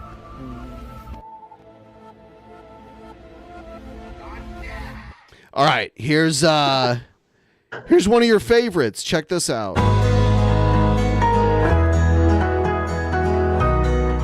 Do you know what this is? No. Do you know who this guy is? Just wait. Good evening. We are going to have a short talk between 20-30 minutes on the subject of spiritual understandings in regards to space alien personnel. Nice. Of the different groups that are known out there, and in this case, experienced by our friend Jimmy Payne, who is a accomplished time traveler and inside, well, really super brain and wisdom keeper of I don't know how to say it. I just wasted all of a bunch of our time just a minute ago talking about conspiracies, but you know the truth is, anyway, I was once put into the brain transference machine into this young man by the name of Tommy C. And I went and crawled up on the orders of the CIA and Ho Chi Minh to take a shot at Trump. Anyway, government aspect, government sorts as well as private sorts. We're going to do it like that. You'll understand what Jimmy's about as we go with this. So, in regards to the subject matter, we're talking about the spiritual factor information of the space alien community. The space alien community. Start off and preface this sense of direction of such by two things.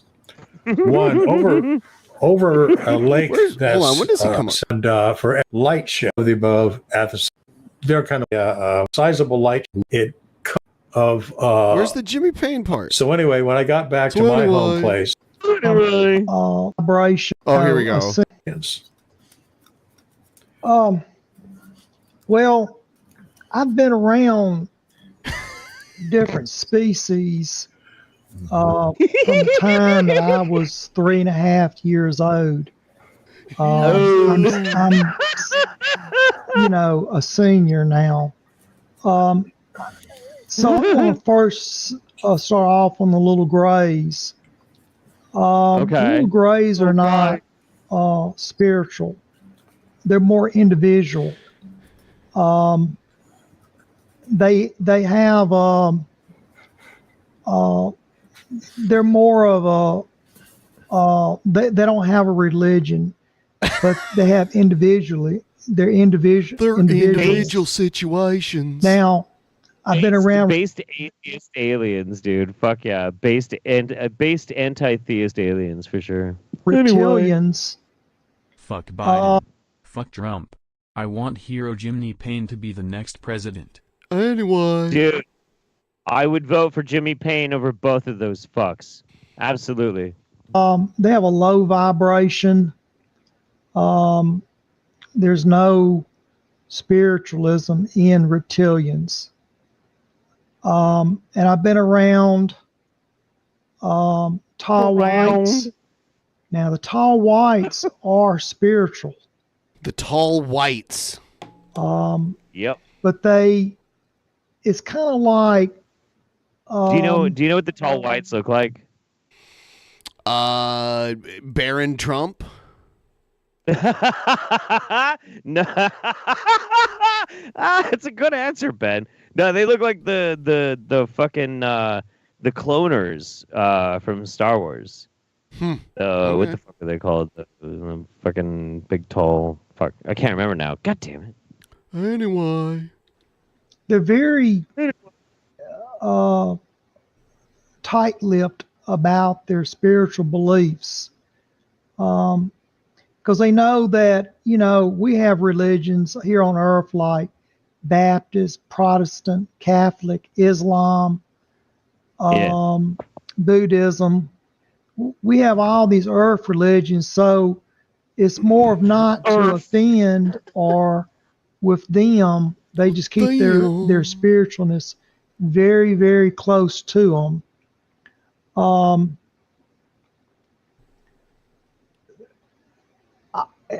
of them. Has anyone seen what Jimmy looks like? No. Jimmy has switched bodies multiple times, so even if you got a picture of Jimmy, it wouldn't matter. Wouldn't matter. Like when a little gray dies, they just transfer their spirit into another body.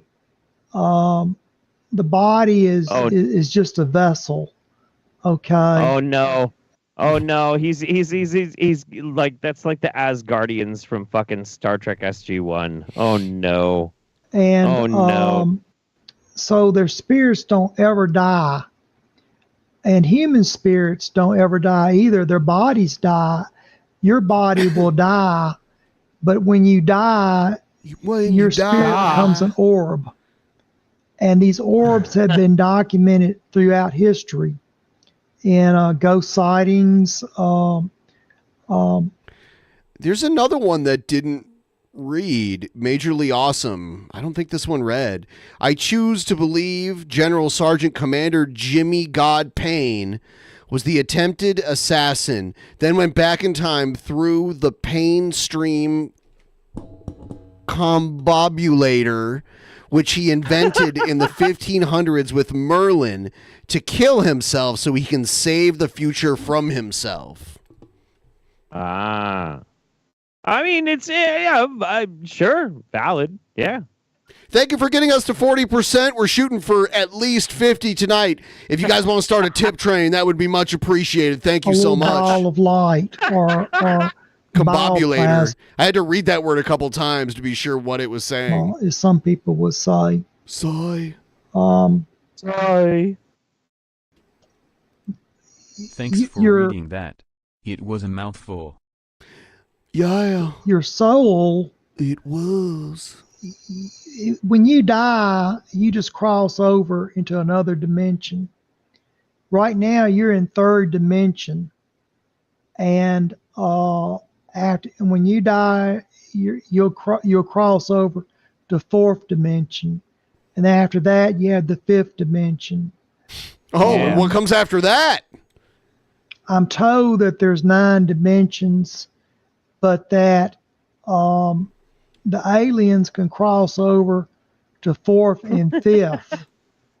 I love this show. It's like, who is this guy? He looks like Grandpa, you know? He's got like an old lamp and a, you know? I'm just gonna take a fucking nap. Go ahead, Jummer. Just go ahead. I love the fact that my buddy Ian, who tunes in every now and then, just texted me with like, when you die. Yes, buddy. When you die. When you die. They seem to bump into our religious beliefs, our spirits. Yeah. Do they have an understanding, because you're very wise as well, you know, of what's involved with Christos? In other words, Christ consciousness, which incorporates I experienced it once. I made the minimum, which is 22 minutes. 22 minutes to 2 weeks is what the parameters are on that aspect. And then it fades, and unless you go with it all the way, which actually in my case, a bus came along and knocked it out. So, but I made the minimum. What? But it's a time when Christos is a time when you're aware of everything about you in a perpetually harmonic way, the Om of all, whether it's an inanimate object or a life form, and the association therein thereof, and the M, the Om. At the same time, yeah, I hear Jimmy say "Om" all the time. It's strong. Anyway, I don't know how long we want to watch this, but I just thought it was amusing. You know, I love it. I fucking love it. I can tell you, I've had near-death experiences where they would put me into a tub when I was at Nellis, and they would put ice water into the bathtub and would slow my heart down till I would go into a semi-coma. And when you're having a near-death experience, your heart slows down, your circulation slows down. Circulation. Your circulation. When your heart slows down, your circulation. And then you can stop breathing. And there's been many people who have drowned in ice lakes and has been dead for an hour or two and been revived. Now, death, how I always tell a fake psychic from a real psychic, when somebody wants to read your palm or tell your fortune or whatever, or they do a seance, and you know, they're going to contact one of your loved ones from that's departed. Now, when you die, So somebody was asking, does Jimmy Payne stare at goats? Funny enough, I do remember watching an old video of Jimmy Payne, and he talked specifically about that movie and how that movie is actually 100% real. And yes, he himself was trained in the psychic arts to be able to kill goats with his mind bullets. Sporks, so, cousin. Yes. Yeah, that's true. It's one time when I met Spock's cousin. I gave her a candy bar. We fell in love. Anyway. Yeah. When you cross over, you don't see different colors. Like, you don't see blue, red, or green. Oh, he means that. You don't see colors. Yeah. There's not but one color, and that's amber. It's that's the only color you see. Amber is the color of your energy. Right.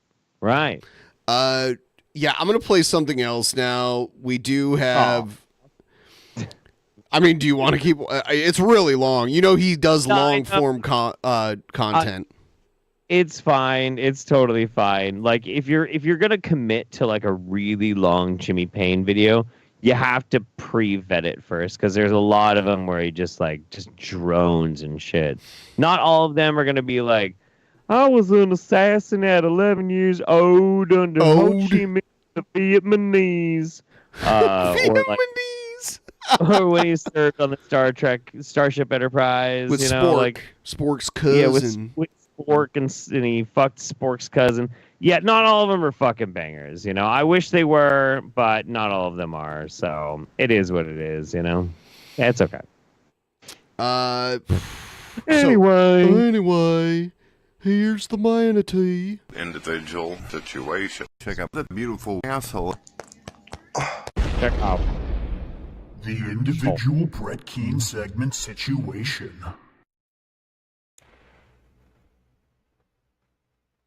Anyway.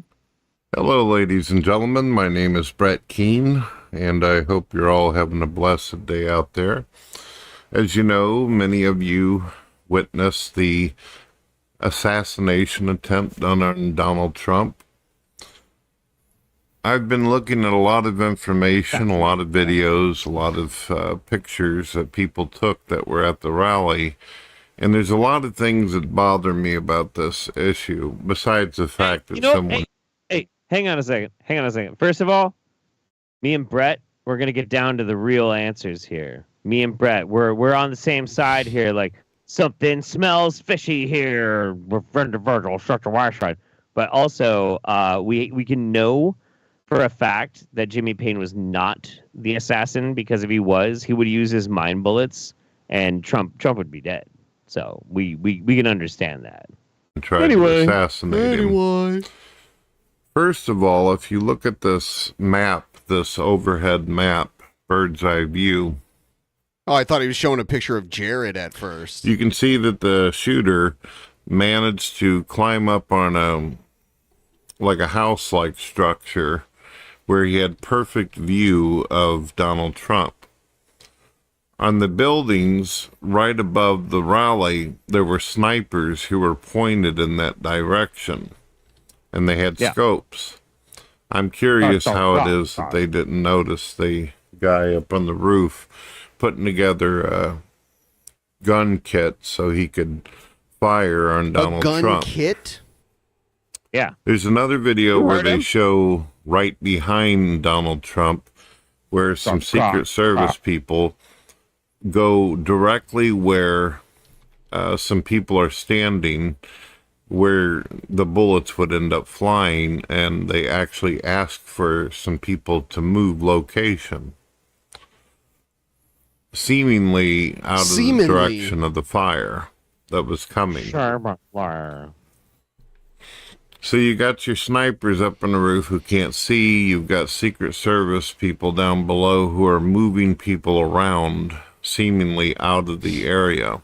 Some people didn't want to go, though, because they wanted to be close to Trump and they wanted to sit right behind him. He's just Those sitting there. would, of course, be the same people who would end up being firing range, and that's why one of them ended up getting killed and another got wounded. And, of course, Donald Trump took one in the ear. Another problem is he took one in the ear. He made it sound like someone like blew a load in his ear or something. that all around this field that you see, God there damn were it. Trump You're a bunch of dirty ass losers. supporters. And they seen the guy 10 minutes before he even went up on the roof. They seen him climbing up there. They seen him doing this kind of bear crawl thing as he was making his way up. They seen him actually putting the gun together to do what he was going to do. And they actually told the police, and they actually told the Secret Service people. They told them over and over and over again, and there's lots of videos. If you go to Twitter right now and just simply look, it's all over the place, where supporters told everybody, told all the officials and the authorities, and they still went ahead and did it anyway. They didn't make any moves. They didn't look into it, nothing. There's video footage of the sniper. Apparently, some people with their phone recorders thought it was interesting recording the snipers that were supposed to be there to protect Donald Trump. They waited until after they had a perfect aim right at the sniper, right at the one who was going to do the assassination attempt, and they waited until the shots were fired. But it gets worse than that. You see, after the guy had tagged Donald Trump in the ear and Donald Trump went down, they still didn't shoot just yet. They waited until these agents lifted Donald Trump back up and he was in a standing No, position. they said shoot her down before they picked him up. They were on top of him, and then they said the shooter's down, and then they picked him up and let him out of there. I don't know. Brett might be onto something here. I don't know. So he was exposed for a good, I'd say probably 20 seconds.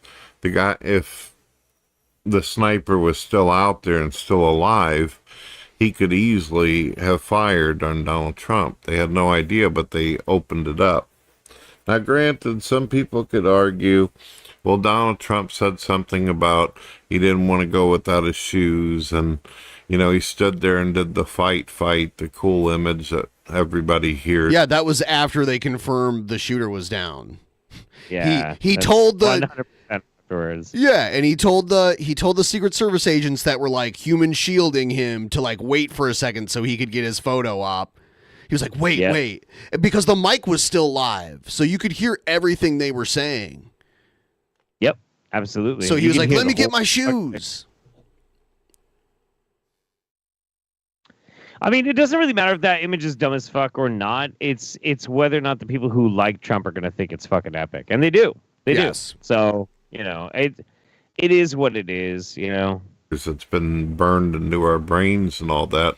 But for 20 seconds... I really want to hear what Trump says at the convention, but I don't think he's going to do that until the... I don't think he's going to do it until the last day of the convention, right? Because they're like the headliners. Yeah, probably. Yeah. It's probably going to be one of those... Trump and Vance will probably like do their shit back to back. They will do shit? Well, they'll do their like, I accept your nomination, and then... Vance will probably go first, and then Trump will be the headliner. Seconds they allowed him to be open, and that was long enough for any second sniper or anybody else involved to attack. And they did not shoot the sniper on the roof until after Donald Trump went to the ground, after they were convinced that the job was done, basically, that the man was dead. I don't know. It was hard for anybody that was from behind to be able to see what was happening, what happened to Trump, because all the... I don't even know if Brett is 50 years old and he talks like Biden. Like, he can't get to the point. He's meandering. He's all over the place. Yeah, he really kind of does. Yeah. People stood up and they were looking around, so you wouldn't have been able to see over them. This kind of reminds me of a film I watched a while back called Nick of Time. Whoa, I was scared for a second there. I was like, what? With Johnny Depp. Nick, the what? film basically has it to where some government officials find some roundabout innocent person, and then they basically threaten to kill his entire family unless he goes out and does this. Interestingly enough, the very person who was involved in this mess, they've been trying to push this idea that he too was a Republican, the very guy who tried to assassinate Trump. I mean, he was registered as a Republican. You can't fake like voter registration. Yeah, no, that's not a thing. Like, It is what it is. Sorry. They're trying to say he was, even though there's all this paperwork that seemingly keeps disappearing all over Twitter, where he donated tons of money over to a Democrat group. All the lost paperwork on Earth gets spread all over Alex Jones' desk. So that's kind of odd. If he's a Republican, then why is he... You ever seen Alex Jones when he does his show, what his desk is like? It's just covered in like stacks of paper. Oh, yeah, absolutely. Paper. Yep. Getting money. Yeah, he still prints all of his shit out instead of like using a laptop or something. To that. And number two, if you look into the history of this kid, apparently... Which is funny because he's not a boomer, really. He looks deceptively old for his age, too. True. Not as old as Brett, though. Like 20-something years. And also, the thing is, too, this whole idea, again, it got debunked that he ever gave money to Biden. Like, that was a 61-year-old person with the same fucking name. Like, it's not the same. Not the same fucking guy. The kid apparently was an extraordinary mathematician, and he was extremely... Was he? I haven't heard that. Graduated and all that, had a lot of things going for him. So I'm curious if he was just simply used as a scapegoat to do that. I have not heard any about that. I heard he was awkward in school and got picked on. He had a job as he worked at like a nursing home or something. I was a mathematician. Right? Is that what you heard? I had heard that he worked at a nursing home. Fucking, I don't goddamn know. Jesus Christ. He could very well have a crime crime sheet. And welcome to Gord TV Alert. We are going to look at some disreputable Christian individuals. Big as a phone book. I don't know just yet. All I know is I've seen videos of the kid seemingly like an... Yeah, he worked at a nursing home. He was like he was like a dietary coordinator, which means he served food at a nursing home. That was his job. Yeah. Sure. Normal person who had just graduated from their school. So, yeah, as soon as Donald Trump hit the pavement, hit the dirt, they finally decided he was on a stage, by the way. There was no pavement or dirt. Open up and shoot on him. That was kind of the scenario of Nick of Time, too. They wanted Johnny Depp to kill the leader. And if he would have done it, they would have been ready to come in and kill him. That way there was no body to answer questions or respond to any of this. Yeah. So, there's just a whole lot of things. A whole lot of witnesses are claiming that they told the cops. They told the people that were standing around in security, and nobody did anything. Nobody lifted a finger. And then somehow this guy gets into perfect aiming position to get him. Yeah. He was already in position. It's kind of odd. There's another thing I want to point out, too, but this isn't so much about the assassination attempt itself. If you guys remember, Alex Jones a while back got in trouble for saying that he didn't believe Sandy Hook actually happened. He got right? more than in trouble. Well, there's been dozens of celebrities, actors, as well as Check out my Only Flippers. Politicians out there. Streaming site for Manatee. Only Flippers.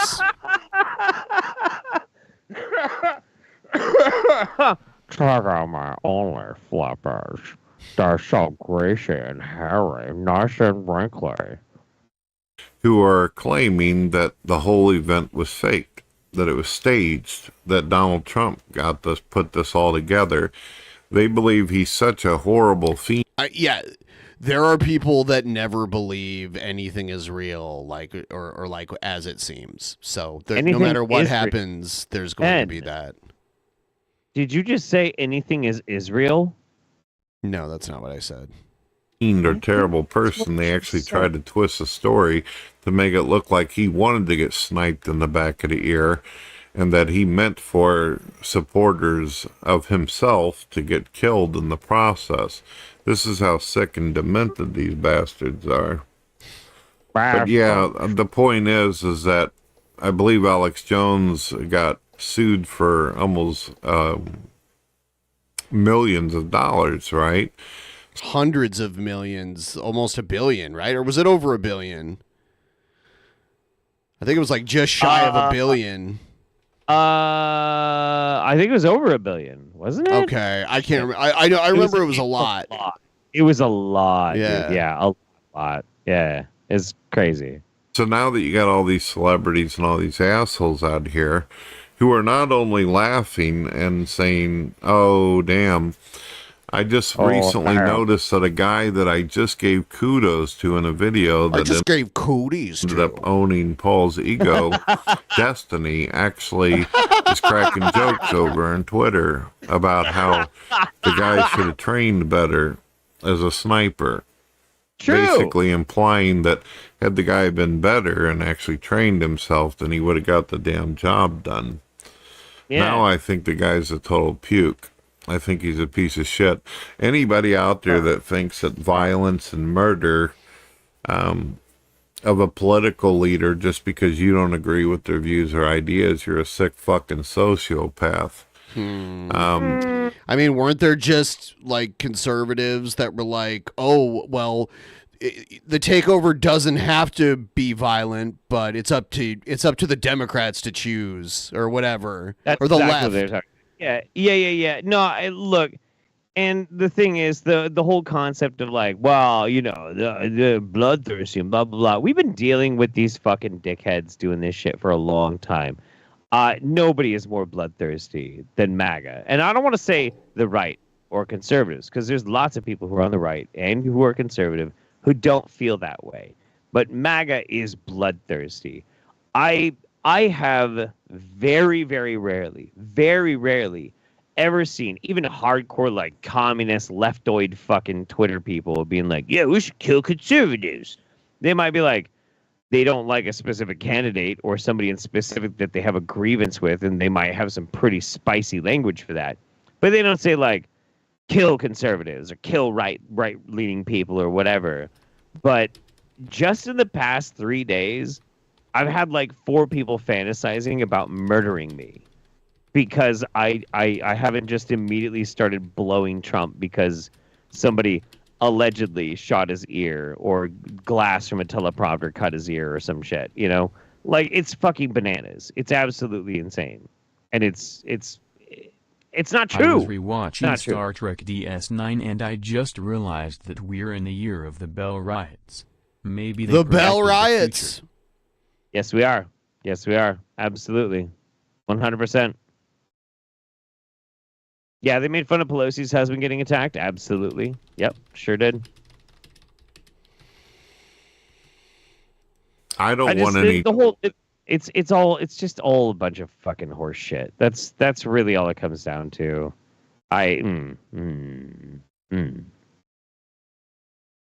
Democrats to get murdered. I think that it's sick what they're doing, and I hate the way the media plays as activists and not actual journalists. But I don't want anybody dead. I've never been big on war, and I've never been big on death. And I definitely am not. Somewhere out there in the Brett Keane lore, there's a contradiction to this. One of these type of people who support the idea that if you don't agree with me on my views, then you deserve to be abused or harmed in some kind of way, which apparently Destiny has that way of thinking. And here I thought he was a lot smarter than that. I thought he was better than that. Oh, you thought he was smart until he said something you disagreed with. Apparently him and Paul Ziegel are both pukes. Paul Ziegel. So, who's responsible for this? Brett Keane has such a simple mind. He's like, oh, someone that I don't know about made someone I don't like look stupid, so therefore I like him. The enemy of my enemy is my friend. And now Destiny says something he didn't like, so now it's like, oh, Destiny, he's a piece of shit. I don't like him at all. He's not smart. It's like, he thinks like a child. These are how, Anyway. Everything has to come back to like fucking Paul fucking Ziegel. Yeah. Here's a fucking shot. Yeah. Fucking hate this guy. Fuck him. Like, come on, man. What a simple mind. Obviously, the Democrats are. Obviously, the journalists and the media. They've been so provocative in claiming that he's a Hitler, a Nazi, a racist, a homophobic, even though in his first run as president, he actually held up an LGBT flag and had homosexuals working for him. Wait, he held up a fucking rainbow flag? Fuck, I forgot about that shit. So then he enacted a bunch of policies protecting people from the LGBT community, right? Upheld protections for trans people, tried to expand people's access to healthcare. Did all the things that all of gay people would really, really want, right? Didn't he ban gay people or like trans people from the military? Yes, he did. So, and like, this is the thing that drives me crazy about this is like, I saw him hold up that fucking rainbow flag and I got excited. And I was telling people, I'm like, dude, look, he might actually be different. Like, I know he's going Republican, but like, he held up the fucking flag. Like, that's cool. His mentor was a gay guy. Like, that lawyer. He was? I can't remember his name right now. Someone will type it in the chat. Yeah. He died of HIV, right? I don't remember. Pretty sure he did. But the point is that Roy Cohn. Roy Cohn, right. The point is that I was taken in by it, and I was like, wow, maybe things are different. Maybe things are actually different this time. Holy shit. And so I was mesmerized by it, and I thought it was cool. And then he was a fucking nightmare, and I realized that none of it was real, and all of it was bullshit. I just said Israel, too. All of it was bullshit, and, like, I have the evidence for that. But in Brett's mind, that one performative action with no substance behind it, well, that's just fucking good enough, liberal. Shut the fuck up. It's infuriating. It absolutely drives me fucking crazy. And that's like the most lazy shit dick fucking perspective that you always end up seeing from terminally online people without a brain in their fucking head. Well, I held up the flag, so he loves the guys. Yeah. Except he did shit to, like, hurt gay people, right? Like, what the fuck? They've said everything. He also brags about, like, getting along with even, like, Kim Jong-un, but all he did was go there and walk across the DMZ and then, like, kiss Kim Jong-un's ass the whole time he was there. And nothing ever came of it. There was no, like, peace treaty or anything. It was just like, yeah, we're cool now. Here's our photo op. All right, keep shooting the rockets. I'll see you later. Because that's what happened. Right. That's exactly what fucking happened. I know. I will say, I'm not going to take that away from him that he did do something historic. It was historic, which is, yes. Yeah, it is historic as a motherfucker. And, like, I can't, nobody could take that away from him. Like, that's pretty fucking amazing. Pretty goddamn amazing. You know, even if it was like a stunt and it was hollow. Pretty awesome. But it was hollow and it was bullshit. I think he's fascinated too because he saw what it was like to be in a country with a guy who the media can't criticize him. No one can piss him off. Like, he is like what Trump would love to be. I agree. Yeah. That's what I want for me. A guy that has his own little country where he's basically God and you can't fuck with him at all. You'll feel the wrath. And they possibly can about him. They've tried to get him screwed up in court. They've tried to jail him, prison him. They tried to get him for treason so they would be able to put him in front of a firewall. Does he mean a firing squad? Is that what he meant? A firewall squad. Firewall squad. I'm just not impressed with our country. Then move. Ladies and gentlemen. And I believe that the only to Garbage Island. reason, my theory is that the reason why that kid was able to get as close as he did to do what he Brett Keane for mayor of Garbage Island. did is because it's an inside job. I believe that there were some people who were paid off. I believe that there were some people there, including Secret Service people, who intended on Donald Trump getting killed.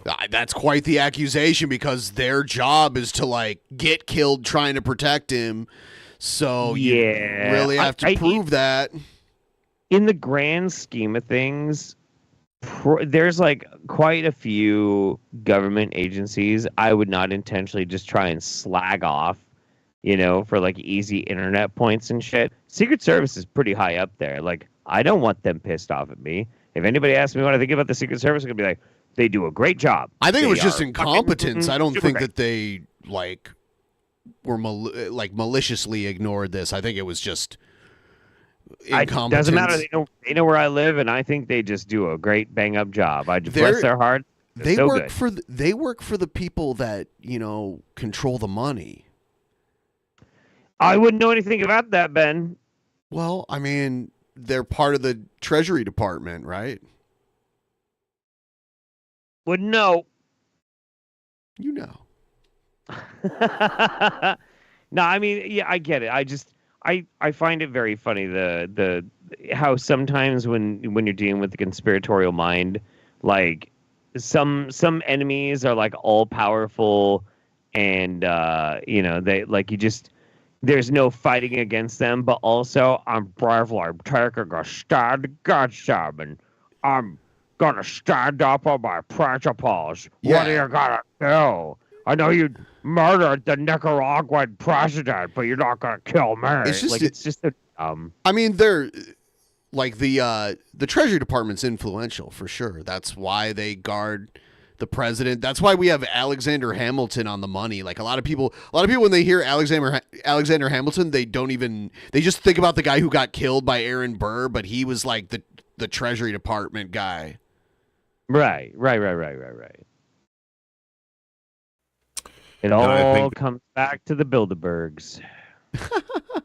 That whenever the guy missed and Donald Trump hit the dirt and the sniper was already killed, the assholes that were involved in it had to basically cosplay. They had to pretend as though they had no idea what the fuck was going on, and they had to pretend as though they were protecting him.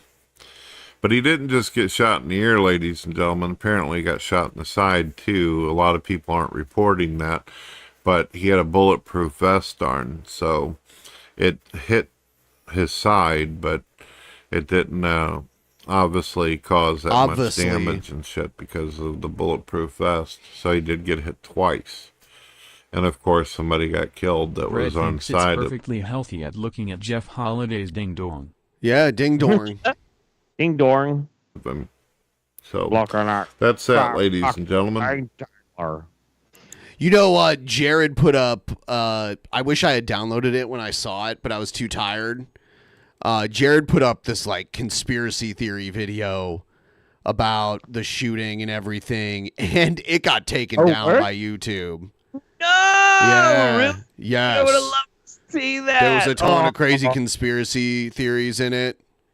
Oh, man, that would be so good. Now, I do have a homework assignment for everybody watching right now. I really want Jared. I want Jared to react to the song so bad. So I want you guys, if you're out there, it would be amazing if you guys would send this to him. So I've linked the video and Jared's Twitter.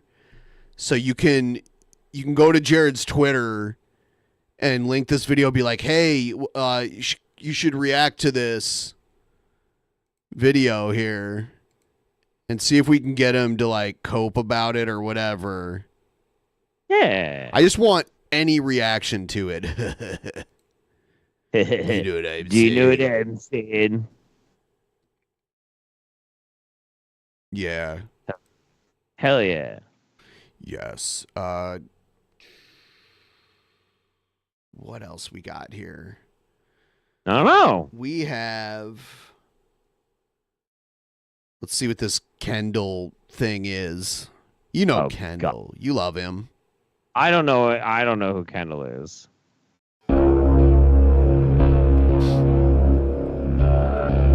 Holler if you hear me. Holler if you hear me. And welcome to tonight's edition of Art Uncensored. So let's go. Don't hesitate and dive straight into it.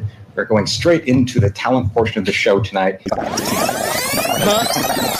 I mentioned earlier with my video today about Boogie 2988, the fact that that guy was allowed to become a multi-million subscriber channel. And now there's a whole scam with him trying to scam his audience into putting up his crypto to pay for quote-unquote medical bills. He is so far, Darkside Phil, as desperate as he is for the e-begging and for the money, whatever, he hasn't tried to go and fake cancer to try to get you to invest in him.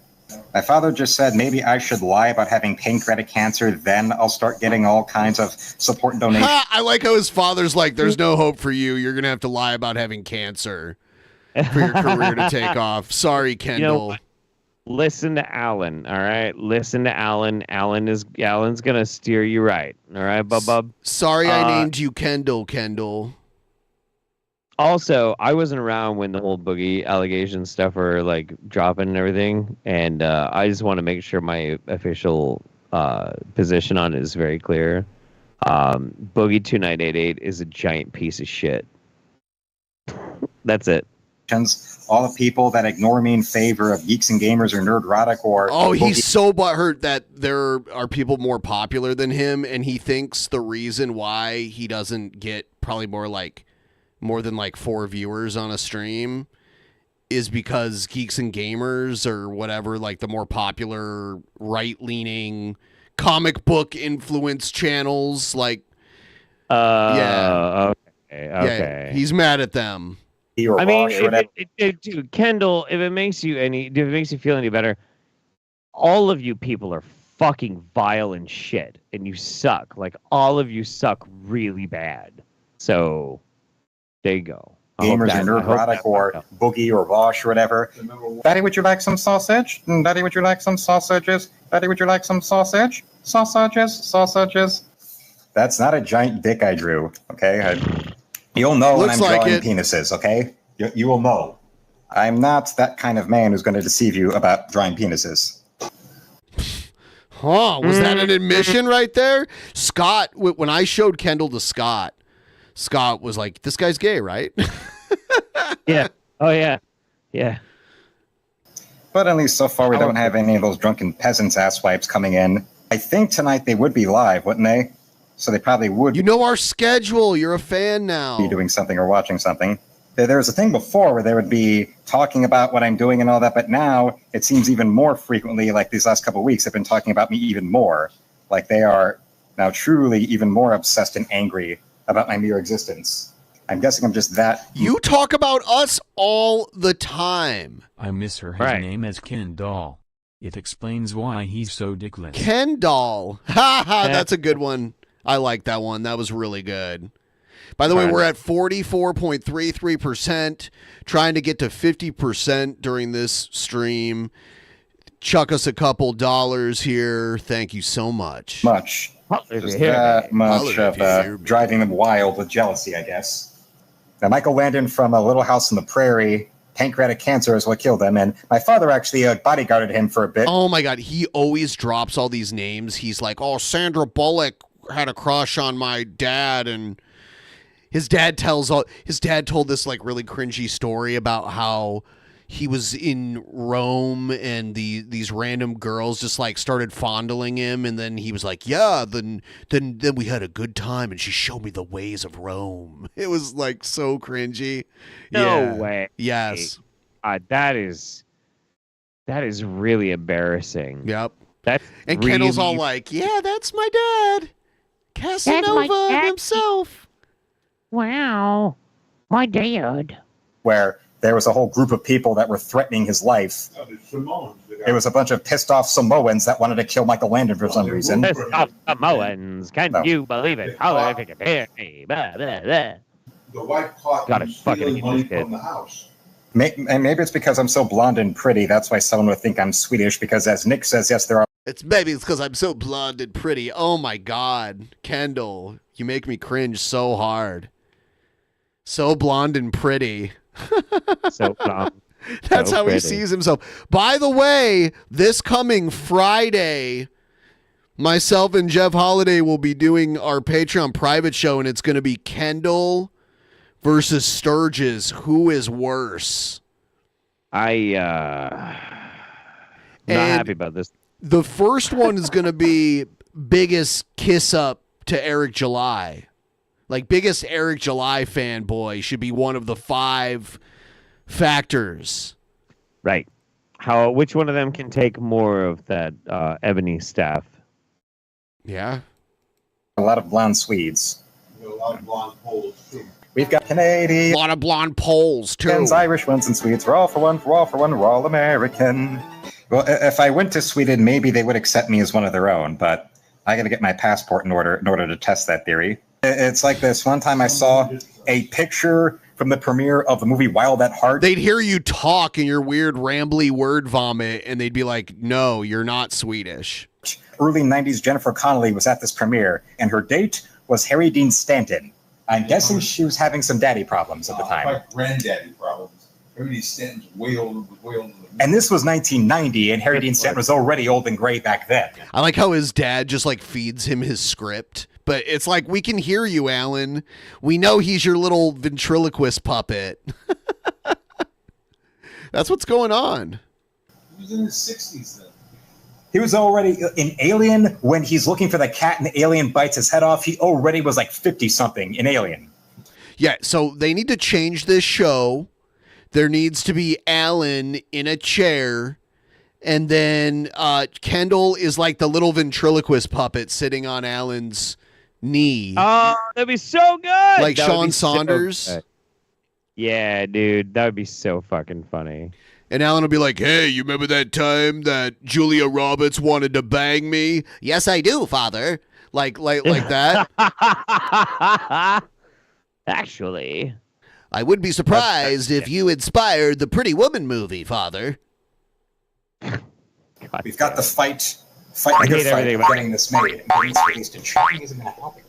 See, did you see him like he was trying to slap him a little bit or something? It is not. It's showing you. You're dying of cancer. Oh, that's you're dying of cancer. He's like, you're dying of cancer to get some. Well, that's called back to the boogie. Why is he slapping him? You see Alan slapping him like 2988 cancer fraud that he now got caught with because of Destiny and Keemster and other streamers whose names escape me. And also Alan's battering young Kendall. The boxing match he had with Wings of Redemption, which brings up, well, if he had a cancer diagnosis from 2 years ago, it doesn't matter if it's a joke fight like that. You're having a boxing. What was? I gotta pee just so I can take a break. This is so fucking warp speed right now. Match like that, it's going to have to be approved of by an athletic commission. So no athletic commission on the planet, even in Russia, would be allowing Boogie and Wings of Redemption to have that match. You can get around some states if you call it an exhibition. You can get around the rules. And I don't think that either Boogie or Wings of Redemption were that thorough and smart enough to go to a specific state where they'd be able to work around that as an exhibition. It was in the UK. Whenever the sanctioned fight, you can bypass all the rules. Certain states, it was sanctioned. You can bypass. If Boogie had all this cancer from all those years back, then why did he hide it for 2 straight years about this cancer? Maybe he didn't have it. Yes, maybe he didn't have He didn't hide it. He announced that he had it for 2 years. And he's just trying to get the crypto scam thing to work again, and now using the I have cancer, so if you invest in my crypto, that means I can pay my medical bills. No, the cancer thing came way before the crypto thing. Kendall is wrong. He wrong. When those gentlemen had him on the stream and said, okay, show us the medical records that prove this diagnosis, and a guy offered him $5,000 on stream, and he said no. No, he got offered $80,000 total. Well, that's a big red flag right there. Ha ha ha ha. Oh my.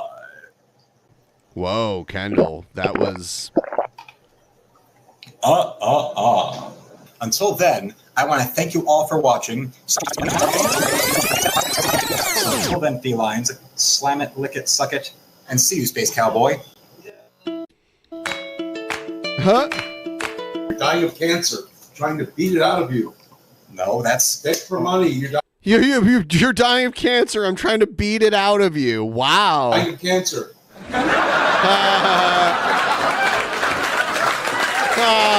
Alan, you're so funny.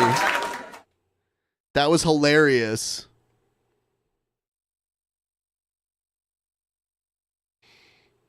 I liked how Kendall's dad was like, "You're dying of cancer. I'm beating it out of you."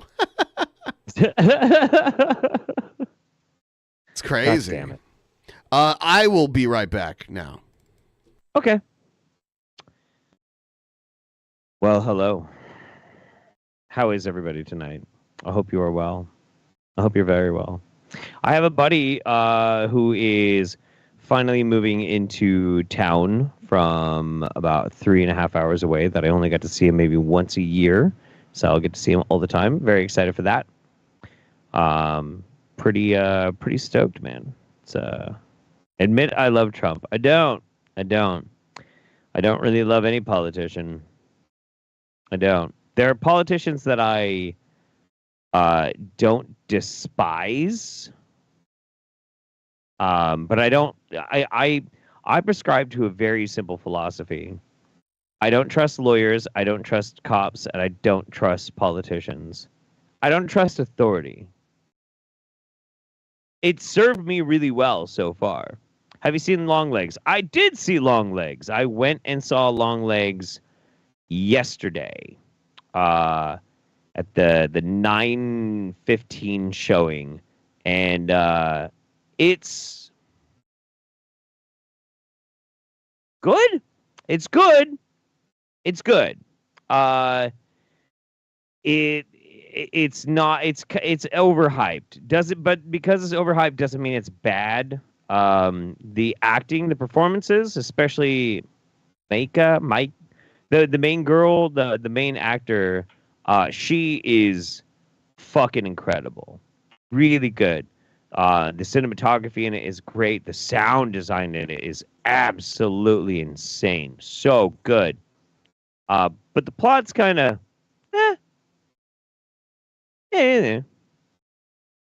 Am I going with the bear or the man? I will fuck both. Yeah, simple as. But yeah, Longlegs is pretty good. I am, however, going to once again promote Joe Bob's Last Drive-In on Shudder. If you like horror movies, it is worth it to get a Shudder subscription just to watch Joe Bob's Last Drive-In, and I will be at their live event in Vegas this year in October. Yeah. Joe Bob's Last Drive-In show. I'll keep my expectations in check, but it sounds like it'll be a solid film. I think it is a solid film. I really did. I did legitimately love Longlegs. I thought it was pretty good. It was good. But it is, yeah, it's not. You know what's weird? Some movies age better than others, and especially when it comes to like horror movies. Some horror movies will leave a lasting impression, and then you like watch them again, and they kind of fall flat. Like recently I decided I would rewatch Martyrs, like the original Martyrs, and I remembered like how disgusted I was by the first time I watched it. I'm like, well, let's see if it's still gross. And I just laughed through my second viewing.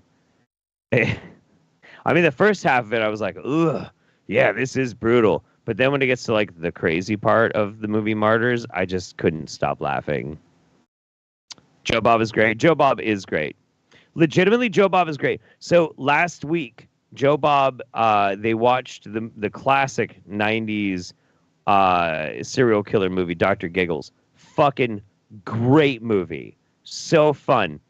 But Joe Bob started the fucking show with like an examination of like the medical industry and talking about medical markup.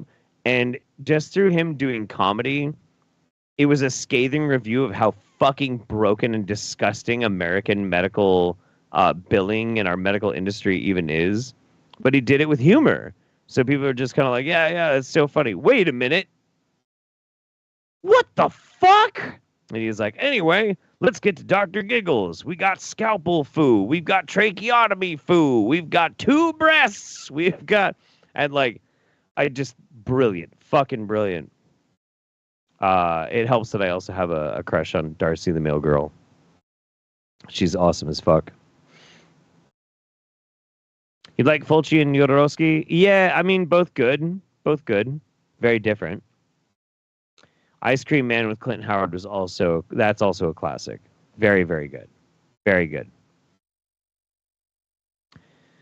Touch of Death, also good. Santa Sangre. Okay, Santa Sangre is a very underappreciated movie. Santa Sangre is a fucking masterpiece. An absolute masterpiece of a film. And most people have never seen it, but it's really good. What is it? Santa Sangre. Darcy the Mail Girl did porn. I did know that she did porn. What I care most about Darcy the Mail Girl is that that when she's not just doing her hilarious acting on Joe Bob's Drive-In or her AEW podcast or whatever, she does charity work and fundraiser for things like the Trevor Project. She's like a legitimately really good human being, and that's why I have a crush on her. I don't really give a shit if she was in porn. That doesn't mean anything to me. Yeah, nah, she's just cool as fuck. I have a crush on really good people. Good human beings are the sexiest thing in the world to me. Yeah. Yeah, Darcy has appeared in some horror movies. She was in a lot of the Evil Bong movies, actually, which is pretty fucking great. You ever watch any Evil Bong movies, Ben? Dude, they're great. I mean, they're fucking terrible, but they're fucking great. They're really cool. You should watch them. What is it? Let's see what You this smoke is. weed. It's called Evil Bong. I just don't watch a lot of movies. I just don't. Alright, y'all. I'm gonna capture this moment. I'm cooking dinner, and I just took a shit. And the cops yelled at me they were upset this morning because, well, I shit in a bag and then I put it under my car, and I guess it smelled. And they were like, "That's disgusting." They were telling me how disgusting it is. My fish is screaming. What are you screaming for? Let me flip it over real quick. But anyways, I have this kitty litter here that I purchased. And I portioned it into a bag, and I'm going to pour it over my poop that I have off camera right in front of me here. My poop! And we're going to see if this takes care of the smell. There we go, just right over that. And I was thinking about taking something and like, let's get plenty of that shit in there, you know what I mean? Plenty of that, because they're really complaining about the smell. So we'll see, maybe half of that is enough for what I'm trying to do. Maybe half of that. And I guess maybe I'll just bag it and, you know, kind of bag it and tag it. Let me put some hand sanitizer on real quick and so I can manage my fish properly here that I'm cooking. So the police said his poop smelled too bad. This is my shit here in this bag. You can see a pile of kitty litter on top of it. Oh my god. And here's my fish. Nice. That I'm cooking. Nice. We're gonna flip it. There we go. He's cooking fish next to his poop. Nice. There we go. I'm not sure this guy. I've never heard of. Okay, that's an odd, weird time to end the video. Anyway, I'm just gonna cook my fish next to my poop. There's 2 new Gail videos that I'm afraid to watch after the last one. Oh no, really? Yeah. Read the titles to me. The first one's called Indian Gail Commandments endorsed by Goddess Lakshmi.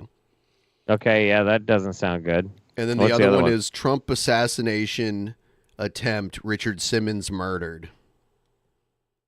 Oh, I kind of want to watch that one. All right. I want to know. Okay.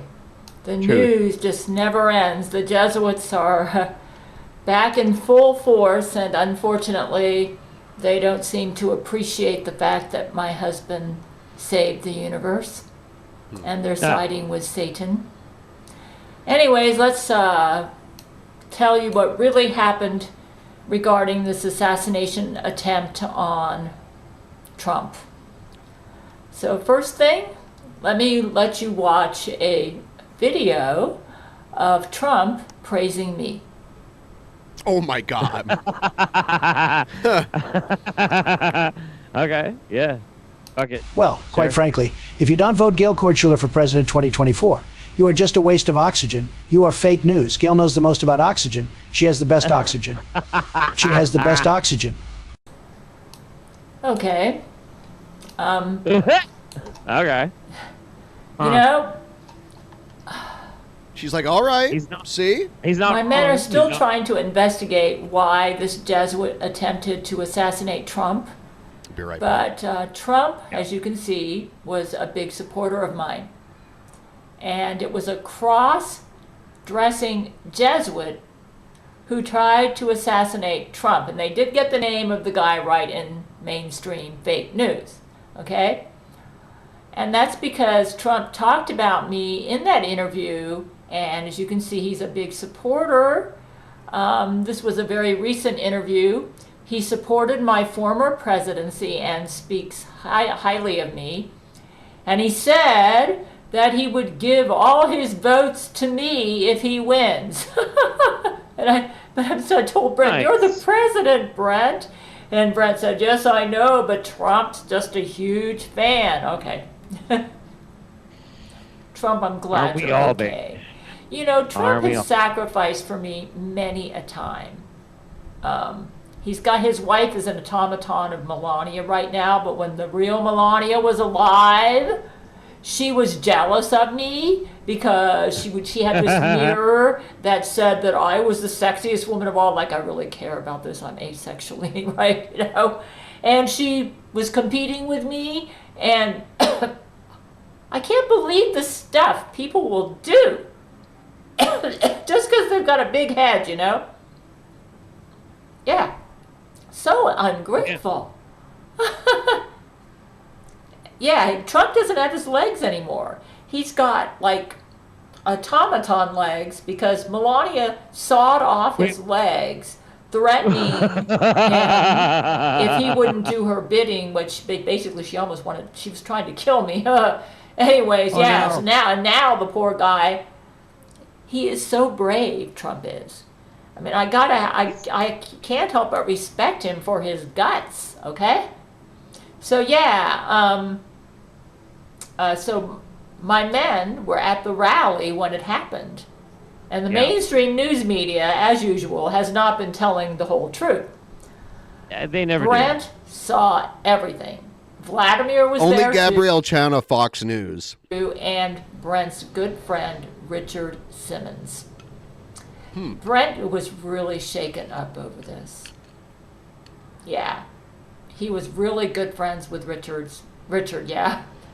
Vladimir and Brent and Vladimir, okay, were on their way to the rally when Brent's old friend, Richard Simmons, called Brent.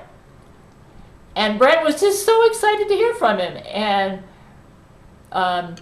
Brent picked up the phone, and Richard said, "Hey, Brent, I heard you saved the universe. Good job, man. We should hang out sometime." So is Shannon Doherty gonna pop up in this too? I don't know. Brent told Richard that Vladimir and him happened to be going to the Trump rally and asked if he'd like to come along. And he squealed with delight and was giddy, and he said, "Oh boy, would I! Just let me get my spandex."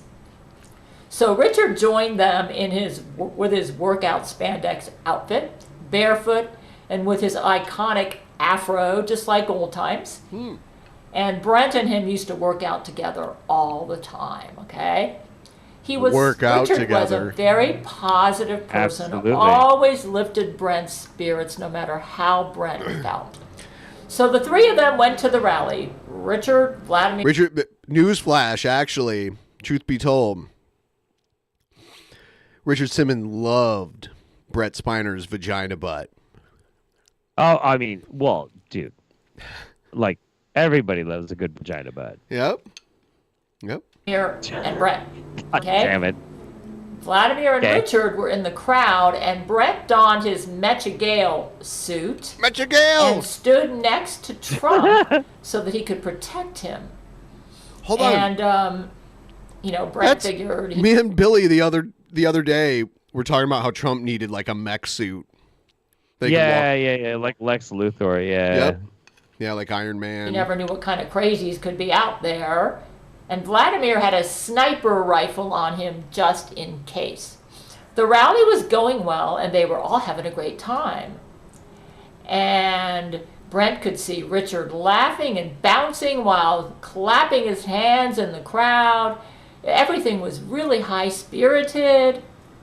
And then Brent's communicator chirped. Oh, no. He was notified from Church of Gail that a threatening individual had been spotted and appeared to be dressed as a woman. Yeah, this guy was a cross-dresser, excuse me.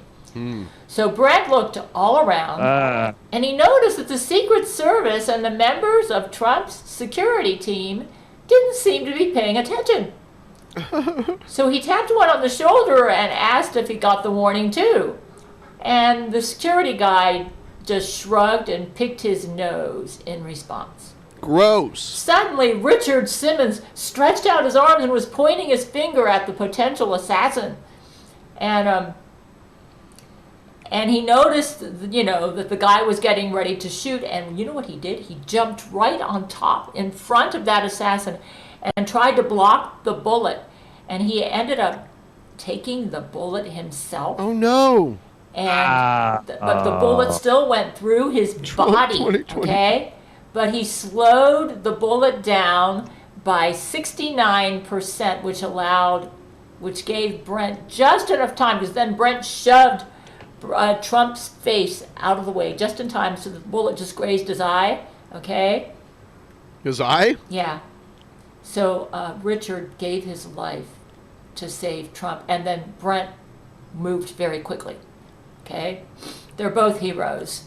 They're going to put a big Trump flag over Richard's grave to forever commemorate what he did. Brent says Richard was such a comedian, just like Brent is. They should hire Gail to be a writer for the Rippaverse. I agree. It'd be better writing than they've ever had.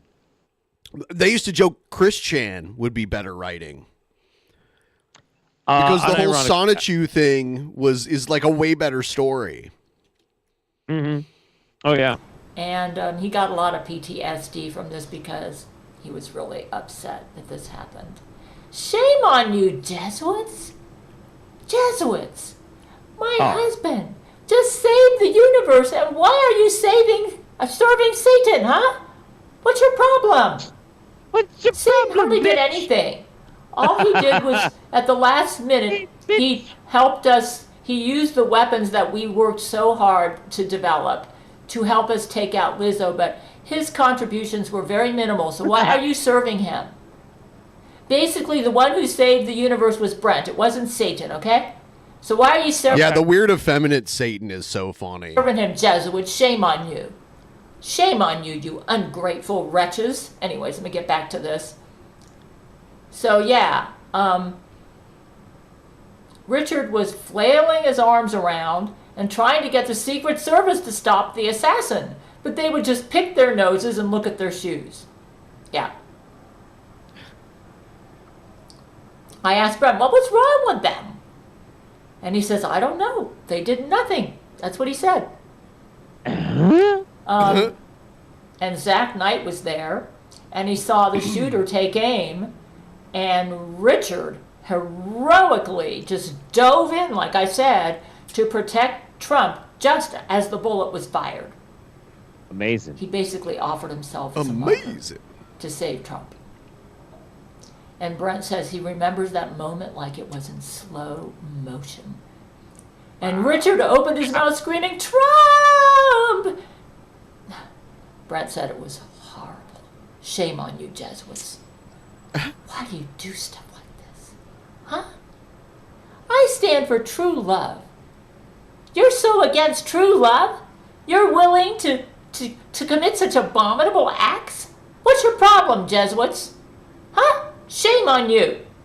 Shame on you. Why are you serving that murderer Satan? Huh? Shame on you. I thought Satan was a good guy because he battled Lizzo. Yeah, but then he was like, I'm going back to hell. Like they were an unlikely alliance. Oh, now they gotta, okay. Yeah. All right. Anyways, let's continue. Yeah. So, the shooter was the guy they mentioned in the news media, okay? Brent said his adrenaline activated his Gale suit's hyper response time, also known as bullet time. And the bullet fired, and he saw that his friend Richard made a dive to protect Trump. And then the bullet blew straight through Richard, man. He was a bloody mess. Straight through Richard. And sailed directly for Trump's forehead. Why has Putin got a rifle? Huh? Brent's he brought it just in case. Gale display in the story showed that the bullet had been reduced velocity by 69%. Due to being slowed down by going through Richard Simmons' body, giving Brent just enough time to grab Donald's head and tilt it slightly, causing the bullet to just clip his ear, and he was saved because of a bunch of heroes. I think, Richard, hi, you are a hero. I recommend he get a Purple Heart. And I think Vladimir Putin, I'm going to tell you what Vladimir did, and Brent should get the Medal of Honor. That's my personal opinion, and I'm kind of like dedicating this video to them. And then Trump's a hero. Kind of biased, Gail. He's brave, too. The stuff he puts up with to support me, I'm telling you.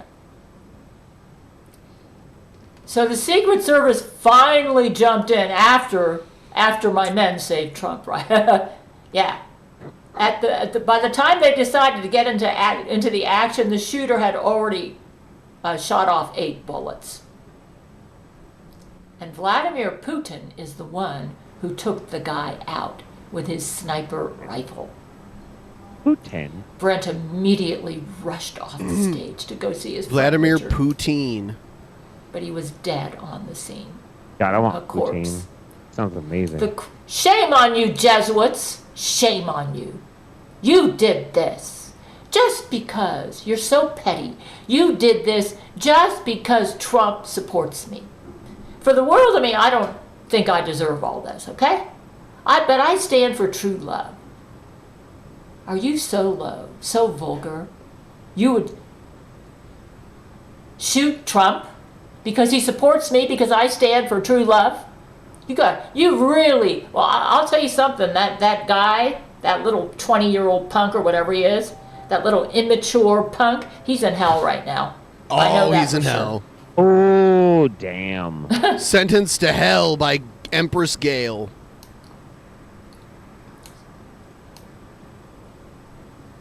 The crowd parted around the dead corpse in a I circle hereby send you to as hell. Brent held Richard's lifeless body, bloody and limp in his arms. Oh, no. And Brent flung his head back and screamed, "No! Did you hear that, Jesuits? No! Stop it! Stop this nonsense! Satan, you need to stop it! How can you all be so ungrateful?" The shooter was, "My husband saved the universe in order to preserve true love. Jesus never intended for this world to be the tragic place that Satan and you have turned it into. Shame on you." Shame. Shame. The shooter was a cross-dresser named a petty, vulgar cross-dresser with a Named heart Thomas like C. ice. Some 20-year-old punk Jesuit named Thomas Matthew Crooks. See? Brent cried pretty hard over the death of his friend Richard. Like I said, they're going to be holding a memorial service, and we'll put a Trump flag over his grave. It's what Richard would have wanted. Trump's going to be attending the funeral. Trump did mention my Indian Gael commandments. I just made a video about that. Uh-huh. The And he Indian Gael felt they were brilliant and that they were an example of my superior leadership. Yeah, I still want Brent to be the president, though, because Brent has better judgment than me. Zach Knight said he's just glad that Vladimir shot that cross-dressing assassin. You know, I do not get these people. I don't get them. God, there's some loud cars outside of Gail's place. I don't get them either, Gail. I don't understand. I don't understand Me neither. Me neither, sweetie. why they do this. It's tough. It's Good tough. job, Vladimir. Vladimir should get a Medal of Honor. Vladimir is a hero, just like Richard. Anyways, you guys need to know the truth. Because my men were heroes. They've been heroes over and over. They have saved this earth so many times, you wouldn't believe it, man. The news never. The Jesuit-controlled news, the petty, vulgar Jesuits never report on it. The petty, all we get is fake vulgar news, okay? Jesuits.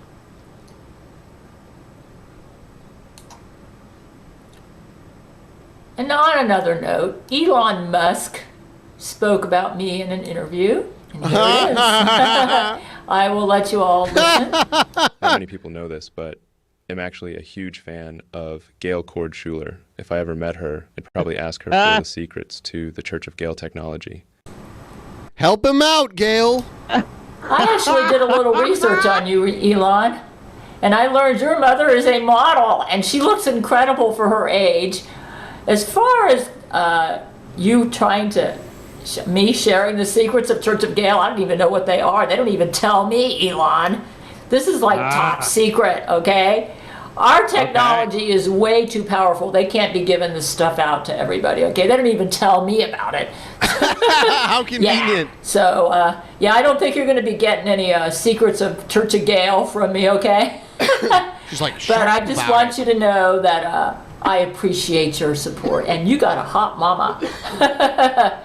Okay, now, so yeah, I wanted to give a shout out to my friend Elon Musk there. Another shout out to Richard Simmons in heaven. Hi there. I bet up in heaven he's getting the Purple Heart along with a lot of other big rewards. Vladimir Putin and Brent, Medal of Honor. That's what I think they deserve. And Nobel Prize in saving. I mean, good grief, my husband. He is such a hero. I am so proud of him. He's just amazing, okay? And now I want to end this video with an image I created to commemorate the hero Richard Simmons. R.I.P. Yeah, so let's pause Rich Sim. for a moment of silent meditation.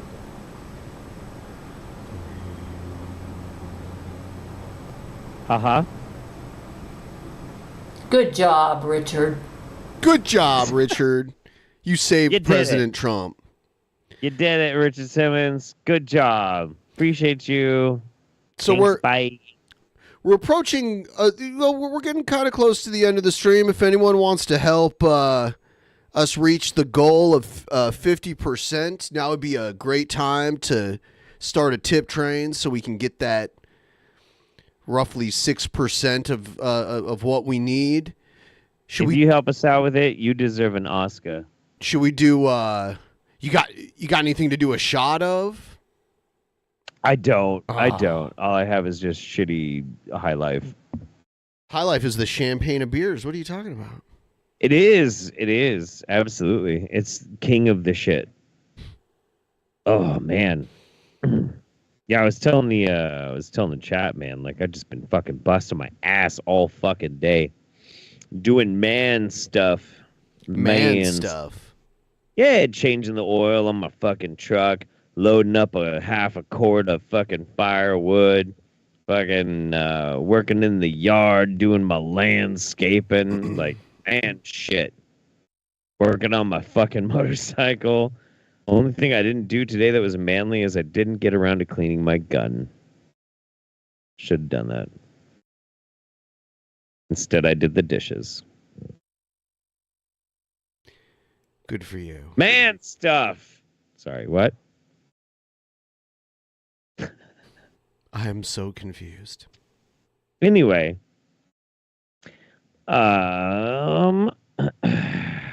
you know the one thing that's been driving me crazy though, I have not been keeping up on Rev and Shanimal. Oh yeah.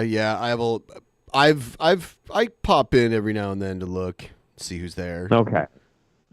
No crazy new developments yet? I mean, they still exist, so those are crazy developments. That is surprising, actually. That's very. I wouldn't expect that. Yeah, let's get the tip train rolling into the station. Choo choo! You deserve an Oscar.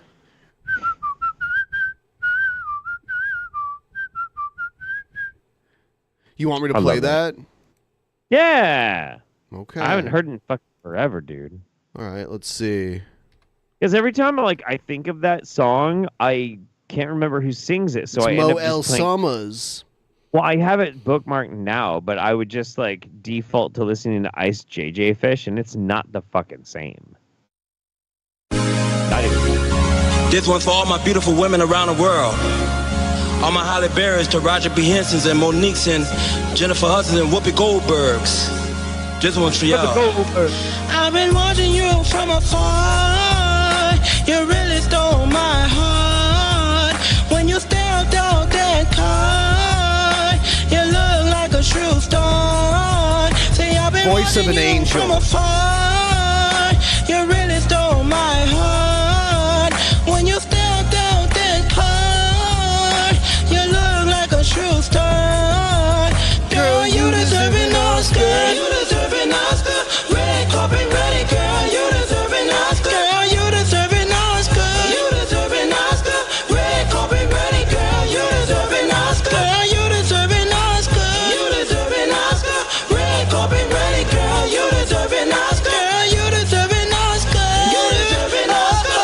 Red carpet ready, girl. You deserve an Oscar. Moonlight and so much all day. The sweetest apple, she's alive for the party. She's looking so naughty, could let her get away. I had to call a quick play, cause my day wouldn't be the same if I didn't try to get them digits and try to get with it and kick it a minute. You're so special, a firecracker, girl, your pounds never sparkle. I've been watching you from afar. You really stole my heart. When you stepped out that car, you look like a true star. See, I've been watching you from afar. I sure have. You really stole my heart. Yes, you did. When you stepped out that car, you look like a true star. Girl, you deserve an Oscar.